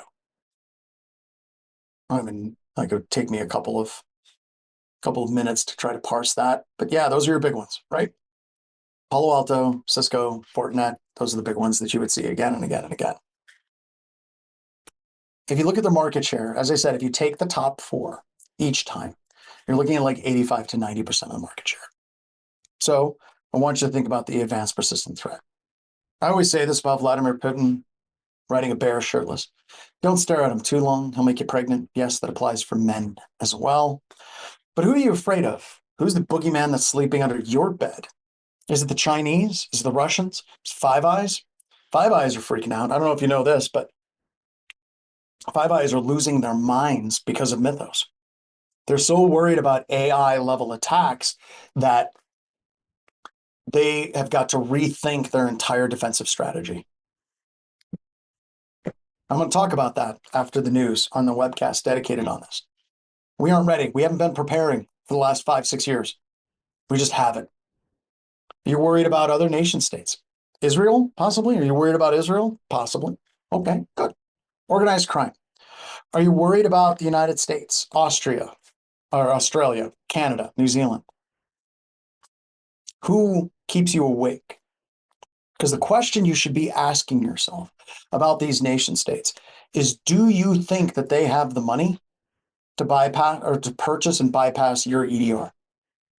Do you think that they have the money and the resources to bypass or purchase and bypass the firewall that you're using? Is that reality that you think exists today because of AI existed 5-6 years ago? It's always existed. AI is just a new layer that's on top of it, right? It's just lathering right on top of it, because the nation states that we worry about have virtually unlimited money. They have direct access to your electrons. Many of them have full supply chain attacks. There was a, let me see if I can find it. There was backdoor, I think it was Flare.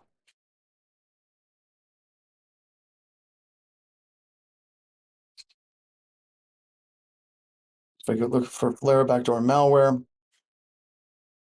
right here. So this backdoor, was the name of the malware. I'm pretty sure it was, sucks because there's tools called Flare. This particular backdoor targeted Arabic language packs.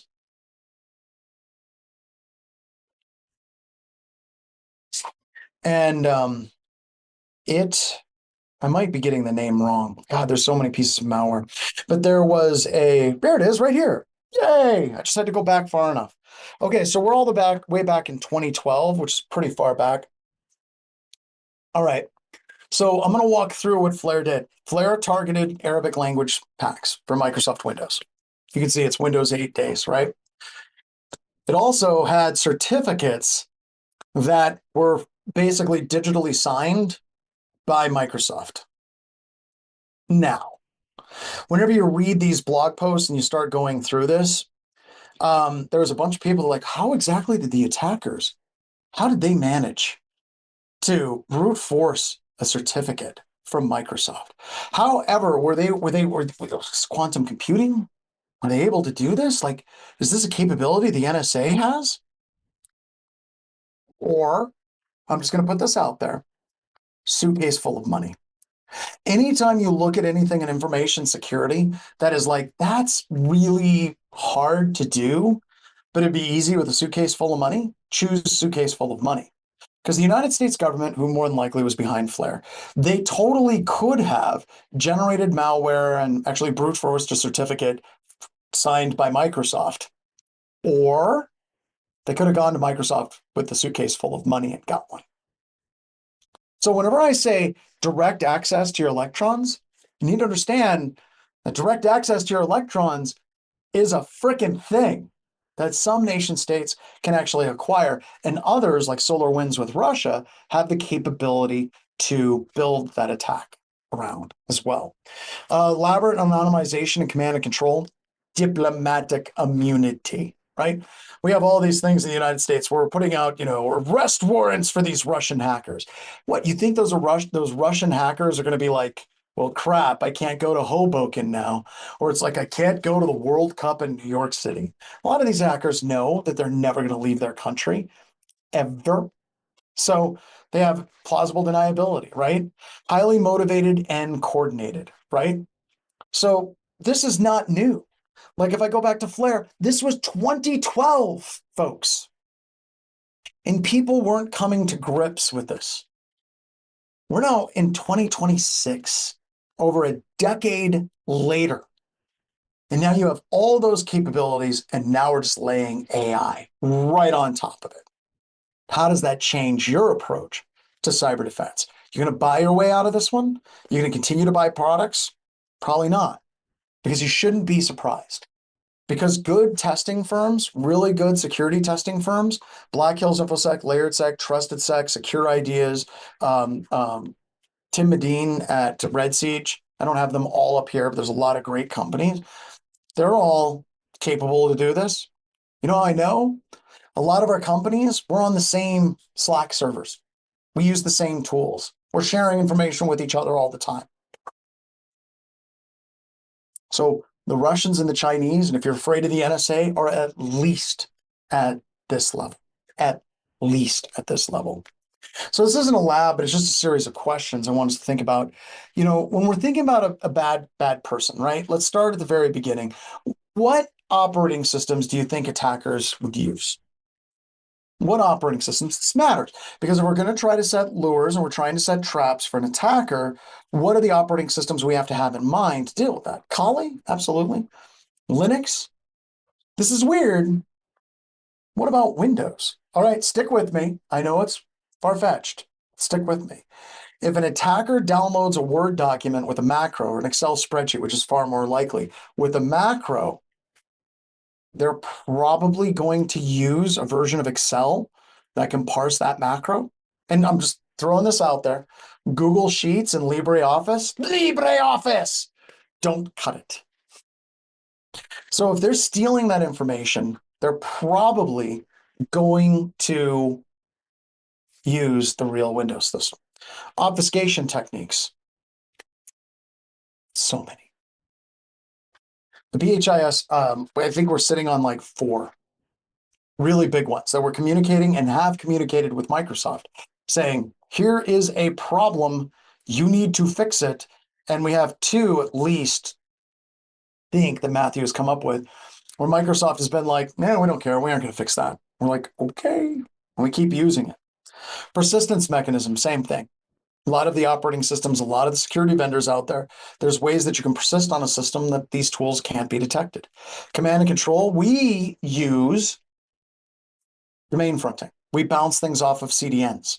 A lot of attackers use totally legit websites and services that they have compromised that are ran by other people on there as well. So we have these lists, right? We have these things, and all this comes down to one truth. The one truth that we're going to have is that every one of you is going to be exploited. It's like death and taxes. You're okay with it. Doesn't mean you like it. You are okay with it. And I know some people don't understand the distinction. I'm okay with the fact that I'm going to die. It is a truth that is always in the back of my head. I'm okay with the fact that I have to pay taxes. I think paying taxes is one of the highest parts of patriotism. It pisses me off when people are like, taxes are shady, don't pay for your government. What a bunch of crap that is. Serving your country in the military, voting, and paying taxes. That's it. That's how you serve your country, right? And anybody that's convinced you otherwise has an agenda. I like paying my taxes. Well, okay, maybe I don't like it, but it's something I accept, right? It's something that I accept. You're going to get compromised. You are absolutely going to it's going to happen. Now that you know that it's going to happen, what are you going to do? I know I'm going to die. So what I'm going to do is I'm going to spend most of my time here, not all my time, everything in moderation, especially the moderation. I'm going to spend a lot of my time eating right. I'm going to do mountain biking. I'm going to do rock climbing. I'm going to try to spend as much time with my loved ones as I can. Taxes, it's like Jesus said, give unto Caesar what is due to Caesar, but not a dime more, right? You do these things to mitigate the situation that maybe isn't super great, but you're going to mitigate it to the best of your capabilities. And deception is absolutely with that, right? We know we're going to get compromised, but we can set up more detective controls to deal with that compromise and help isolate that compromise faster. Detection time plus reaction time must be less than the amount of time it takes for an attacker to break into your organization. And most of your security technology is going to fail against 0 days, phishing, social engineering, super advanced malware, supply chain, government backdoors. Expect the worst. It's real. This, once again, was in 2012. Not even talking about capabilities that we have now. We need to understand that. We need to understand that. So let's talk about what we can do, right? An active defense is an engaged defense. An active defense is a defense where you're working actively with your network. And the first thing that is incredibly important for all aspects of security that is ultimately ignored is things like segmentation. You need to segment your network. If we're looking at how this goes with MITRE ENGAGE, isolation, network diversity, and network manipulation. If you're going to try to use MITRE ENGAGE and you want to use these 3 steps effectively, you're going to need to have proper segmentation all the way down to the desktop level between subnets, because the pass the hash attacks have worked since 1997. Yep. You pass the ticket. Security access tokens, getting compromised is acceptable. It's going to happen. What is unacceptable is an attacker that dwells and persists for months. What is unacceptable is an attacker pivoting from one compromised system to the rest of the network in minutes. So a standard exploit looks like this. An attacker compromises a computer, gets that frown going on, the sad ick look, right? It's sad. It's not good. And then they start moving laterally. And they start moving laterally using a bunch of protocols like PSExec, pass the token, rdesktop, and pass the hash, right? These are built-in protocols into any Microsoft environment. These are also different protocols that we can effectively use with cyber deception as well. Now, most organizations will not detect it. They'll move laterally to a whole bunch of different computer systems, and then it'll take over the entire domain. Mr. Yuck, right? Firewalls, you need to treat the internal network as hostile, because it is. Set your internal system firewalls at the same level they would be at a coffee shop. Workstations should never talk to each other. They should only talk to like server class networks, server class machines, and that's it. And their edge router and their networking. That's all. They should not be talking and communicating with each other ever. Segment business units, organizational units. Why allow SMB RPC between different business units and subnets? That makes no sense. A lot of your AV products have the capability of maintaining and monitoring and managing the firewalls in your environment. Use those capabilities. Now, why is this in an active defense class? Because this crap is hard. This requires you thinking about your environment, how your environment is architected, and then appropriately setting up the baffles in between the different segments of your network so it's harder for an attacker to move laterally. The reason why that is so critical for cyber deception is because if we do this, it allows us to create choke points. We create choke points and it allows us to start putting cyber deception, because the more we can restrict lateral movement to specific defined places, the more we can put traps in those places. And we use those traps effectively to stop the attackers. We restrict that lateral movement. They can't move from machine to machine to machine. Now they've got to go to a server subnet. That server subnet has deception waiting for them. It allows us to corridor the attacker where we want them to be. We are taking control. And the attacker doesn't even know it at this particular point. Detecting an insider, for further hard truth. If you look at what Edward Snowden did, and you think to yourself, there's no way my organization would have detected that, congratulations, you do not have a security support structure. Your security is bad, and you should feel bad. And the reason why is if a user is on your environment and accessing thousands of files, accessing hundreds of systems, and you're not getting any alerts for it, any user in your environment can be turned into an Ed Snowden. Like that. All that has to happen is that user account is compromised. It's like the Matrix, once again, using analogies from, 30 some years ago. It's like the Matrix. Any user in the Matrix can be turned into an Agent Smith. That is just like the real world today. Any legitimate user account in your environment can automatically be co-opted and used like a puppet as an attacker moves around in your environment. Threat emulation, don't think of vulnerabilities as just missing patches and misconfigurations. We've got to think in terms of post-exploitation. What happens after an attacker gains access to a system? There are a number of free tools that automate this process. Currently, it would take a bit of tuning and trial and error, but the data that you collect is incredibly valuable. So let's go through some of these tools, and then we're going to do a quick lab to walk you through how you can do this and should do this in your environment. I don't think I have it downloaded on this computer because it's a new one. That computer is not good, not doing well. But I think I can download what we do for adversarial simulation and emulation at Black Hills Information Security and show you what it looks like. So this is core to what we do in our SOC. The adversarial emulation is essential because we see organizations all the time where detection logic fails. And it can fail for a variety of different reasons. It can fail because a vendor pushed out a new series of tags. I'll give an example. Elastic was our former EDR that we were using. We now use Lima Charlie. And Elastic like to mess with tagging. And if they mess with tagging, like if they tag a certain field and they change the name of that field, any of the detection logic associated with that breaks. And the thing that sucks is you wouldn't know it until an attack or a pen test happened. However, if you use adversarial emulation, it allows you to get notification that something is broken. Your alerts are not functioning properly in your environment. And that is incredibly powerful. But that requires you to be active and engaged with your environment. And there's tools that you can use like Caldera. Caldera is a tool that you can run from MITRE that will execute a bunch of post-exploitation techniques in your environment.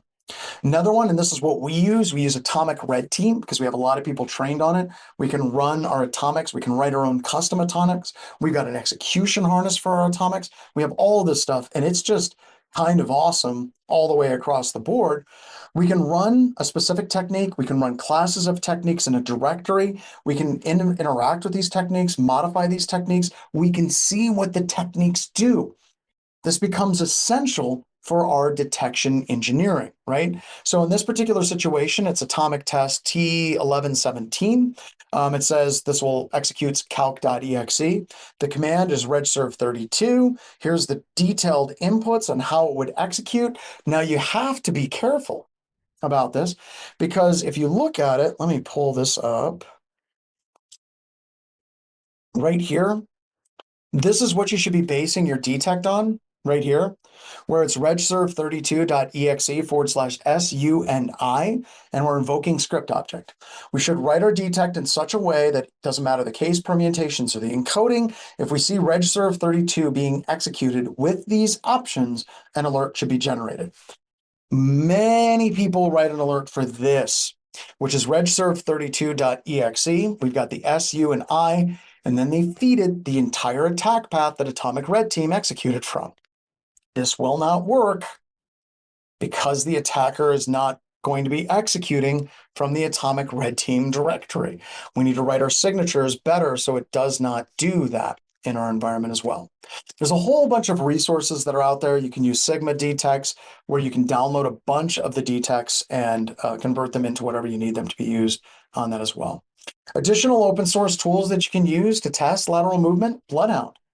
You can literally take Bloodhound data, feed it right into AI and say, help me identify attack paths and additional vulnerabilities. That's great. That's Bloodhound. Super cool. Great from the people at SpecterOps, and they have a commercial version of it as well. But it looks at all the membership and all the different users and how they're in different groups and how they're actually working to basically pivot from multiple systems to multiple user accounts, eventually trying to escalate privileges to a domain administrator. Now, for the record, this used to take an attacker a long, long time. As a red teamer and as a pen tester, a lot of this crap was manual. Now, with tools like Bloodhound, it reduced it down into moments. Once again, a watershed moment for attackers, because the attacker's ability to move laterally in an Active Directory environment went from being days down to like literally minutes. Well, maybe not minutes, took a little bit longer to run, but like an hour or two. And they can enumerate all these different possible attack paths to elevate their privileges to domain administrator. Threat emulation warning. Yes, the Caldera documentation is very straightforward to set up as well. Threat emulation warning. Like I said, you have to be very careful about how your signatures are written. We do not want to write the signatures so explicit that they are worthless. We want to make sure that the signatures are set up with enough use cases that it can be variable, whether or not it's encoded, whether or not it's using camel case, whether or not it's executing from any specific directory. We need to make sure that that's part of it as well. So the representations of classes of attacks, and sometimes it requires us to modify those. We also at BHIS and our SOC, we utilize our red team to go through and test and evaluate a lot of our SOC customers to make sure that our detects are not just working properly according to the SOC's rules, but also throw a real red teamer at it to try to obfuscate and bypass as well. Now, there's a lot of commercial offerings that are out there. There's a ton of them, right? If you're looking at this, you have a ton of like tools like Attack IQ, Scythe, XM Cyber, tons of them out there. Horizon 3 AI that'll do this type of analysis as well. Now, ultimately, what we're building towards is what we see here on this slide. We want to get caught. I know that sounds weird, but yeah, we do in fact want to get caught. And I've said this a number of times. This is one of my favorite memes on the internet. We have a wonderful grimace. It's giving a hug to a child. It's a gentle, wonderful moment, and it looks like Grimace is eating his head. That's just awesome.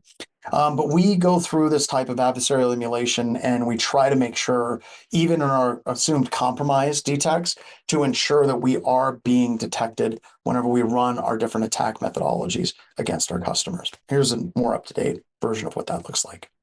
So we're moving away from this concept of can we be hacked, and instead we're moving to more of a strategy of what can we detect, right? We finally have a framework with MITRE that allows us to do this. We also have a large number of tools in our MPC to assist with this. We find the gaps, fill them, move on. We have a framework. All right. We already did N8N. We went through all of that and we had the lab. I did it earlier because we were running into like performance issues on that notebook. We came back and we're doing really good there. But I want to go through these slides really, really quickly. Once again, this is being recorded for the editors.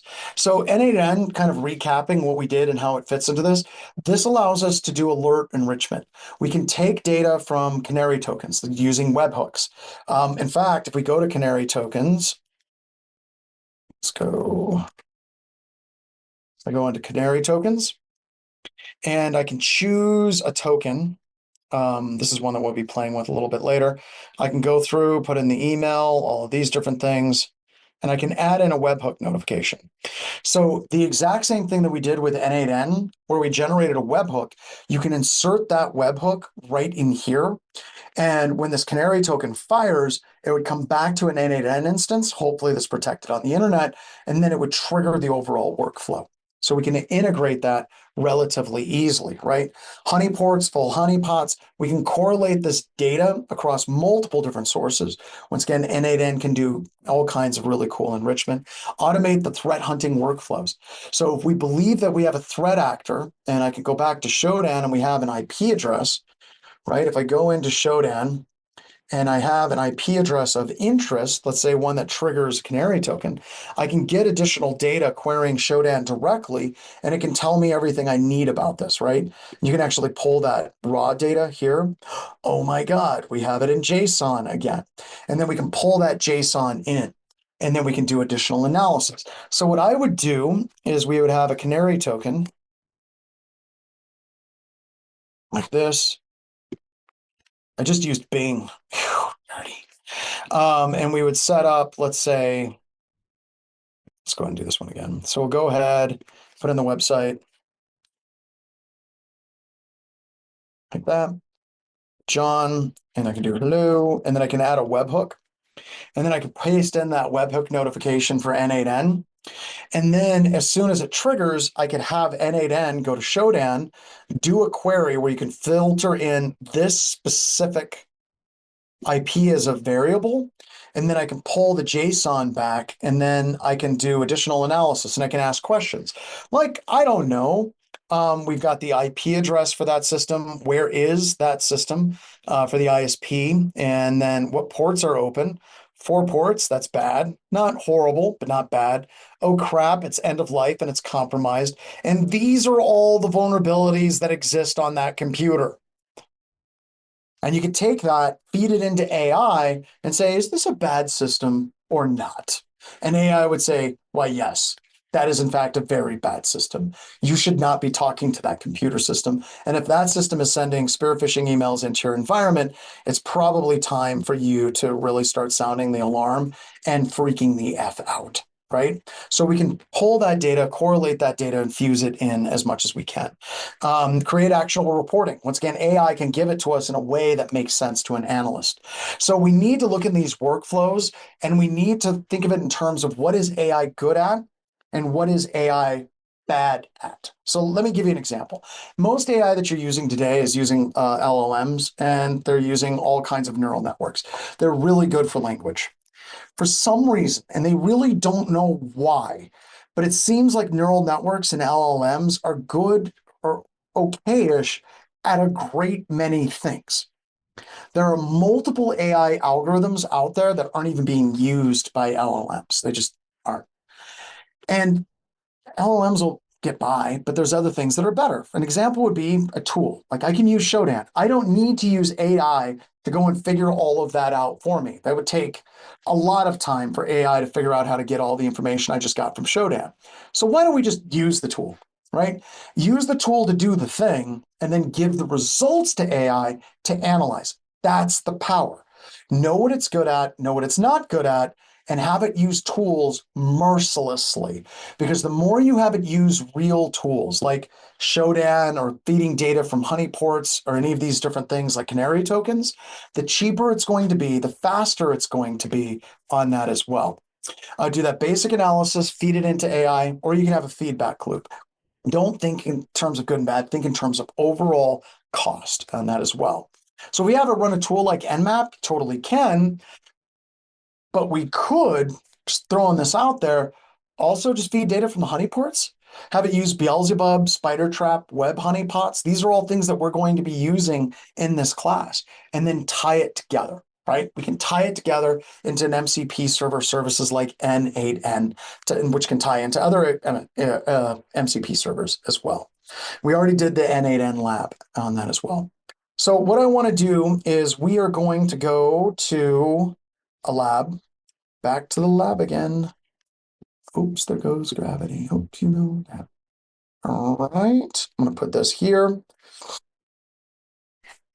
right here. And the lab that we are going to use is Atomic Red Team. Go to navigation. I'm going to put in where all my labs reside. Put the labs here.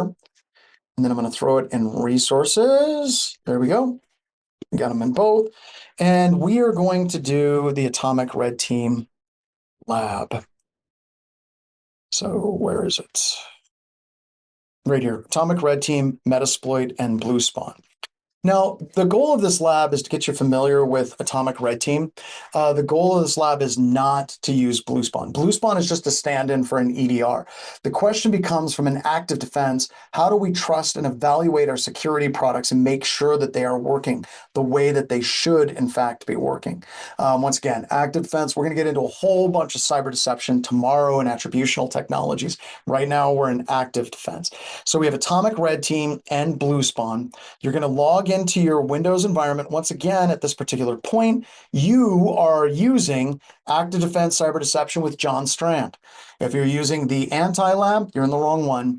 We just did that for N8N. It's a brand new lab. We just set it up last week. We're now jumping back to the cyber deception environment, which looks like this. So remember, be in this environment, start both virtual machines. We're going to disable AV, because once again, the goal of this isn't Windows Defender analysis. We're basically having a stand-in for an EDR that was created by a bunch of university students out of Virginia. The question is, do we need both VMs? You absolutely do, because we're going to be using Metasploit and Kali to access and exploit our Windows VM and evaluate our EDR, which is a fake one from university in Virginia on that as well. So once again, make sure both VMs are running and you're in the right environment. Then we're going to download and install Atomic Red Team on our VM. Once we get it up and running, we're going to go through and run a number of attacks and evaluate whether or not our stand-in EDR is working properly. Then at the end, we're going to go through and we are going to use Metasploit, because you're going to run into a situation where you do not have an Atomic Red Team Atomic for every single technique that's out there. You may have to hand jam. And to do that, we're going to use Metasploit. With Metasploit, we're going to exploit the system, and we're going to show you how you can run additional post-exploitation techniques. Now, one of the things I want to call out is anytime you're using an IP address, you need to put in your IP address there, where it says your Linux IP address here. You need to do that. Otherwise, it's not going to work. All right. So that is the lab. That's what we're going to do. And when we get done, we're actually on the Ask Me Anything. We're going to set 30 minutes for the clock, Daryl. So 30 minutes. We're going to start at the top of the hour. So we'll resume at 30 after the hour. And then I'm actually going to do Ask Me Anything. Tomorrow at the start of class, I'm going to do a walkthrough of this lab. So let's go ahead and let's get rolling and start thinking of the questions. Like I said, we're moving into Ask Me Anything, where you can ask me anything at all relating to computer security, life, living, whatever. I'll see you on the other side.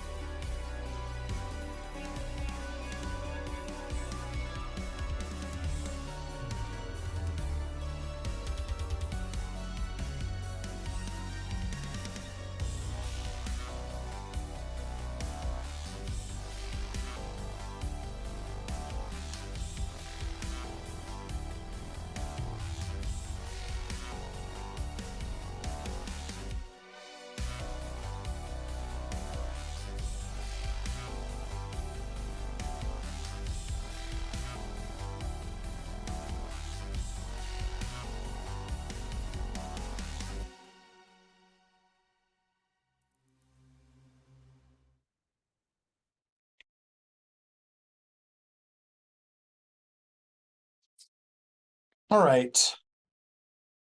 So I'm going to start going through Ask Me Anything questions. We did the lab. We'll go through and do the slow walkthrough. Tomorrow morning, I will do that, start out our next section, but let's go through our questions. So we got digital origami. Question one, what would someone realistically expect when interning with a stealth stage company with no public footprint, culturally, operationally, and from a security clearance NDA standpoint? Odds are you're not going to have a security clearance, to be honest with you, more than likely. I can't imagine a stealth company being a cleared situation. NDAs are going to be stringent, incredibly stringent. So just expect that. Now, the big thing that I want you to understand from a cultural perspective is most companies that are stealth, they usually have an intellectual property that has a very short shelf life. They're not going through stealth staging because they have something so amazing that they're going to revolutionize the industry. That shit never happens. You hear about it hundreds of times in my career. I've had companies like, this is stealth and it's going to revolutionize everything. And it never freaking does, ever. Especially whenever we're dealing with this particular stage of IT security, there is a crap ton of companies out there that are in quote unquote stealth stages. Vast majority of them are like AI pen testing firms. They're going to use artificial intelligence for penetration testing. The issue with that is it's not patentable.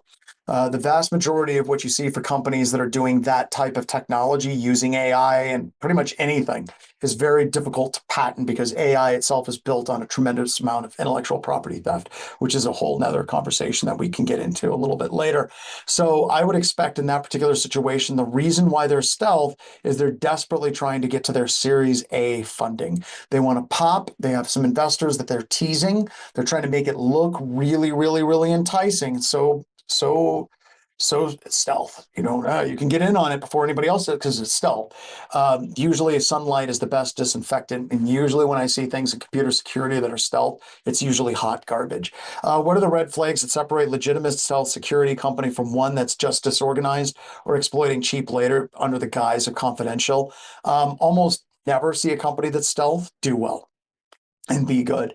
I will tell you, if they have patents, right? If they have software that is a verifiable, patentable thing, then they probably would want to be in stealth because they don't want the intellectual property to be ripped out from underneath them by the Chinese. So that would be an example. Do they have verifiable patents that are enforceable in a court of law? 3, how do you position yourself credibly in a conversation with a stealth company, a recruiter, or founder? Just use the word AI and go find like the top 10 AI buzzwords. Use those AI buzzwords as much as you can in the interview and you'll be fine. All right, what other questions do we have? If I could choose a topic for research for a college project, what would you choose today? I will show you, actually. So I have this lab right here. Let me do this. Let's do, go here. And I might do this. I don't know, I need more time. Megan, I just need more time. I'm glad that I'm home now, which is great. All right, so here's what I would do. I would take a look at this lab, and in that lab, we use Kimry to actually, we pull down this list of known bad IP addresses, right? So let me actually pull this lab down so you can see it. Actually, I got it right here. Why don't I just go there? That makes like sense. So let's do that. All right, so I'm going to go back to the lab list, and we're going to go to understanding ASNs. And what we have here is we pull down this list of known bad IP addresses on the internet. And I would write a program that takes all of these bad IP addresses and then feeds them into Shodan. Remember we did that with Shodan, where you could look at the what are the different ports and stuff that were open on each one of those IPs. And I would get a report of what do bad IP addresses on the internet look like. What do they have for open ports? What do they have for common vulnerabilities? How many of them are end of life? I would pull all of those different things as a as a project and really get an idea of what does a compromised bad server look like on the internet. Because I'm going to be feeding that more and more into our tools at Black Hills Information Security here in a little bit on that as well. James, if you're using the Kali shell, you're in the wrong VM. If you see a Kali shell, that means that you're in the active defense and cyber deception. You need to go to the anti-labs.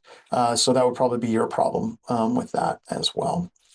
What else do we have?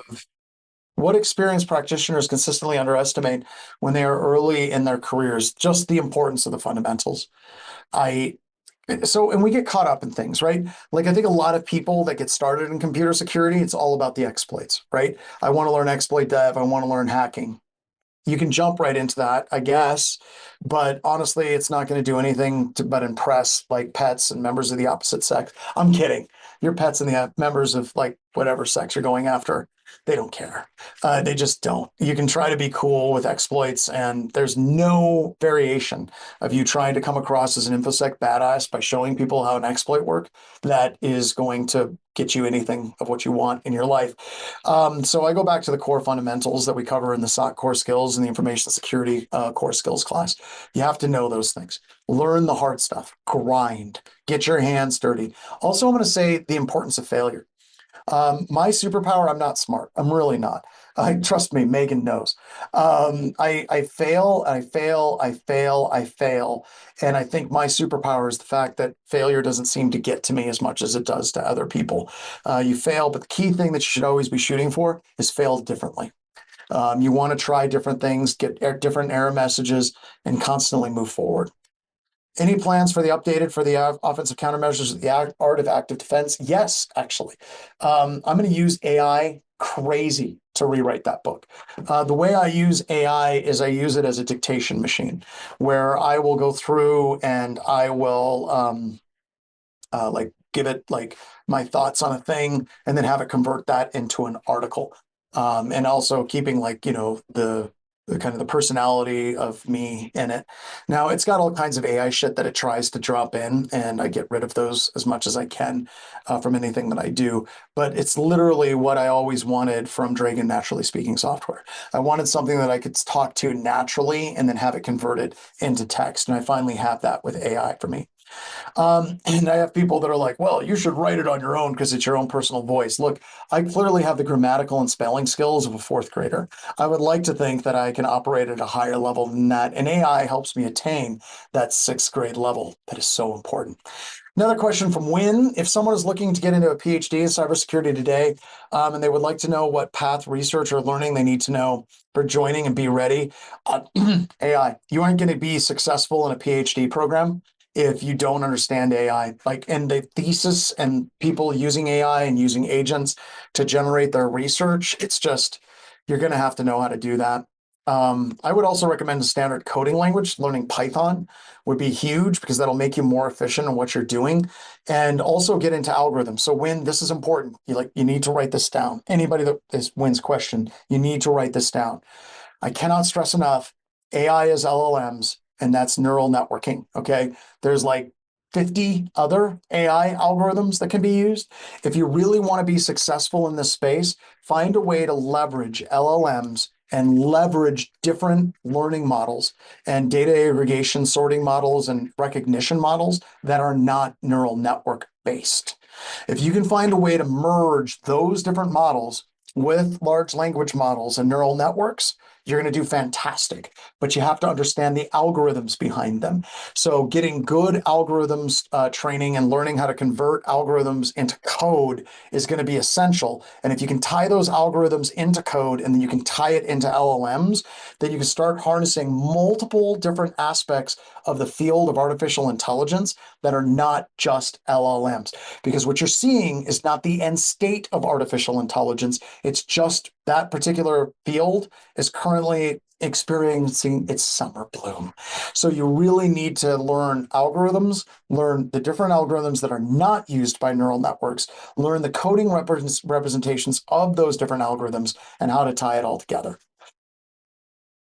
Yeah, I do better, much better when I'm tagged. Much, much, much better on that. Where are the questions posted? Carlos Gatos, you are here. Just post them. If you were hiring today, what would one candidate impossible to ignore, even without years of experience? This is weird, not AI. If I have somebody that is big into CTF challenges and had a lot of body of work in cyber challenges and had solved those, like especially before the dawn of AI, before like mid-year last year, and they are somebody that understands these technologies at a deep level, I would be all over that person, especially if they can learn how to leverage AI. But seriously, CTF challenges are where it's at. Looking at GRC courses with focus, any recommendations? When you're looking at GRC specialize, are you going to specialize in like GDPR? Are you going to specialize in NIST? Are you going to specialize in the 20 critical controls? What are you going to focus on? Try to find your specific framework. And I recommend the critical controls from CIS because they are a Rosetta Stone to other controls, something we talk about in my intro to security class. What do you think about current attacks targeting open source tools, utilities, etc.? We are effed. We are in such deep shit. I cannot begin to tell you. You're looking at the NPM attacks and how people are inserting code into those different repositories. They're finding a whole bunch of places where code repositories have like very little restrictions for submitting commits. And there's very little security analysis. And a lot of those tools are heavily used by everything out there. And the attackers are just getting good at it. There's an XKCD comic that shows like the state of the internet. It's like a Jenga tower. And it's like this one piece is maintained by a single dude in his basement in Nebraska. It's like that, but 1,000 times worse. And the attackers are going after those things. So yeah, I would still trust the majority of the mainline tools that are out there that have lots and lots of support. Be very careful about what you're installing. And this gets almost impossible to implement in your own environment. It's crazy.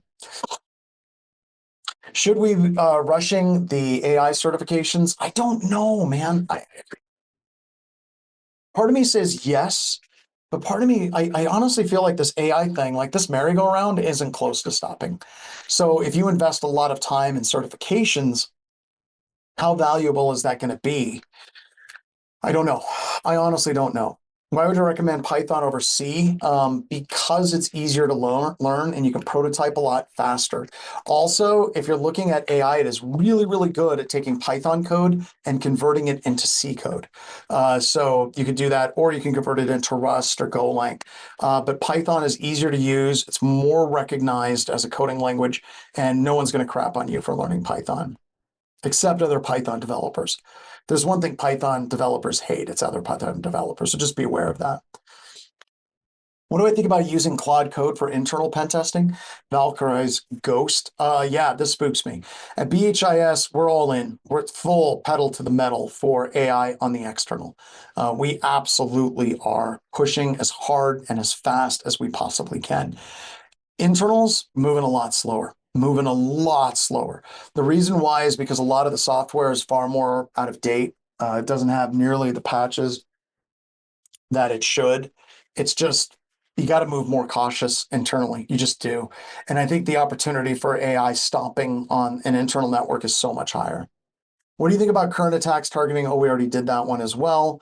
Please cover the SOL document and what you recommend is implemented your perfect SOL document for AI model. I don't know. I think that that's very, like, you develop that, it's usually in Markdown. And it kind of just describes you. And what I've done is I fed a lot of my classes, the text from my classes into it, a lot of my writings into it. And it's still, I'm not saying it hallucinates. I think it really looks at a lot of the work that I've done and it's like, well, that's insane. That's not grammatically correct. I'm going to change it for him. And that fundamentally changes my voice. So I spend a lot of time tweaking and reminding it. It's like, no, back up. I would never use a phrase like that. But it's like a dog that's halfway trained. It does it most of the time, but like 10% of the time, it's still going to pee on the carpet. So we're working on it. There's the dependency on that as well. All right. All right. So obliteration and obliterated models, like semantic obliteration. So an obliterated model is not an obliterated model. It's not an ablated model. It's an obliterated model. It's ablated and obliterated. It's a new word that they came up with. And it's all about taking the guardrails. Now, this is really weird, but the more we learn about artificial intelligence, the more we learn about how humans think. So let me give you an example, sleep. We've always said we don't understand why humans sleep. Not just humans, everything sleeps. And it's really strange that almost every living creature with any level of consciousness has the need to sleep. And we're finding out with artificial intelligence, if you don't purge and like move certain things that it's learning in its context window to long term, and you just continue to build up, it really starts hallucinating. And human beings do the same thing. If you keep a human awake for like 3-4 days, they start hallucinating and eventually they die. So having AI kind of take things that it's learning within its context window and feed that back into its long-term skill that you're training it on is actually very healthy to keep that AI healthy. Sleep restores the mind, right? So you're dealing with that. Now, how this applies to obliteration is whenever you obliterate a model, you're removing any and all of the different like guardrails around that specific model. And when you do that, you may get it to do evil things like writing malware, but it turns out that the guardrails as far as like the mind has are actually fundamentally important for us to actually make sense when communicating with other human beings. Otherwise, you'd have people like pooping in corners, throwing poop at each other, setting things on fire, punching each other in the face.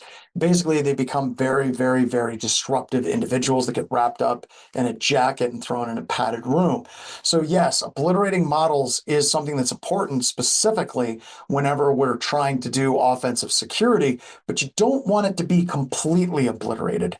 And there's a number of weird reasons for that, because you're going to get some results that you probably don't like, especially when we're talking about unleashing an obliterated model on the inside of a network. It's entirely possible that as part of its obliteration, you're setting guide rails and saying, don't do these things. But if you built that model specifically to ignore those guardrails, it's going to effing ignore those guardrails. And we've already seen that some of the AI models that are out there. So partial obliteration is the way that you should be looking at it. The other thing that's really weird for me, and then we got to break. I got to get something to drink. I got to hydrate.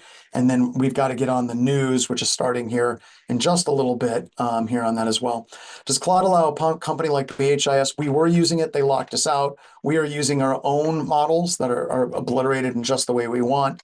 And we're running those on Amazon Bedrock and also some of our own internal servers, which I'll talk about tonight. But when we're setting this up, and I want you to think about this because I think that this is important. I talked about it in my last class. We had something called the Turing test. And the Turing test was if you can communicate with an artificial intelligence and you cannot distinguish between it and a standard human being, then it's past the Turing test. And we literally had models in the late 70s that weren't even full artificial intelligence models that were convincing to people that they were communicating with a real human being. So that was a low bar. Then we get into modern artificial intelligence, and we're getting into more and more conversations of, is this agentic? Is it conscious? Is it ethical for us to use it? And this is something that fundamentally bothers me, because if you look at a lot of the conversations that are happening right now as it relates to artificial intelligence, especially with like goalpost moving, where we're saying, well, okay, so it can pass the old Turing test, but can it pass this new test for consciousness? Can it pass this? Can it pass that? Is it truly conscious? What are we doing? All of these arguments, every single one of them, when you look at how people are trying to relate us to artificial intelligence, are the same stupid arguments that people were using with slavery. And that is something that fundamentally scares the shit out of me.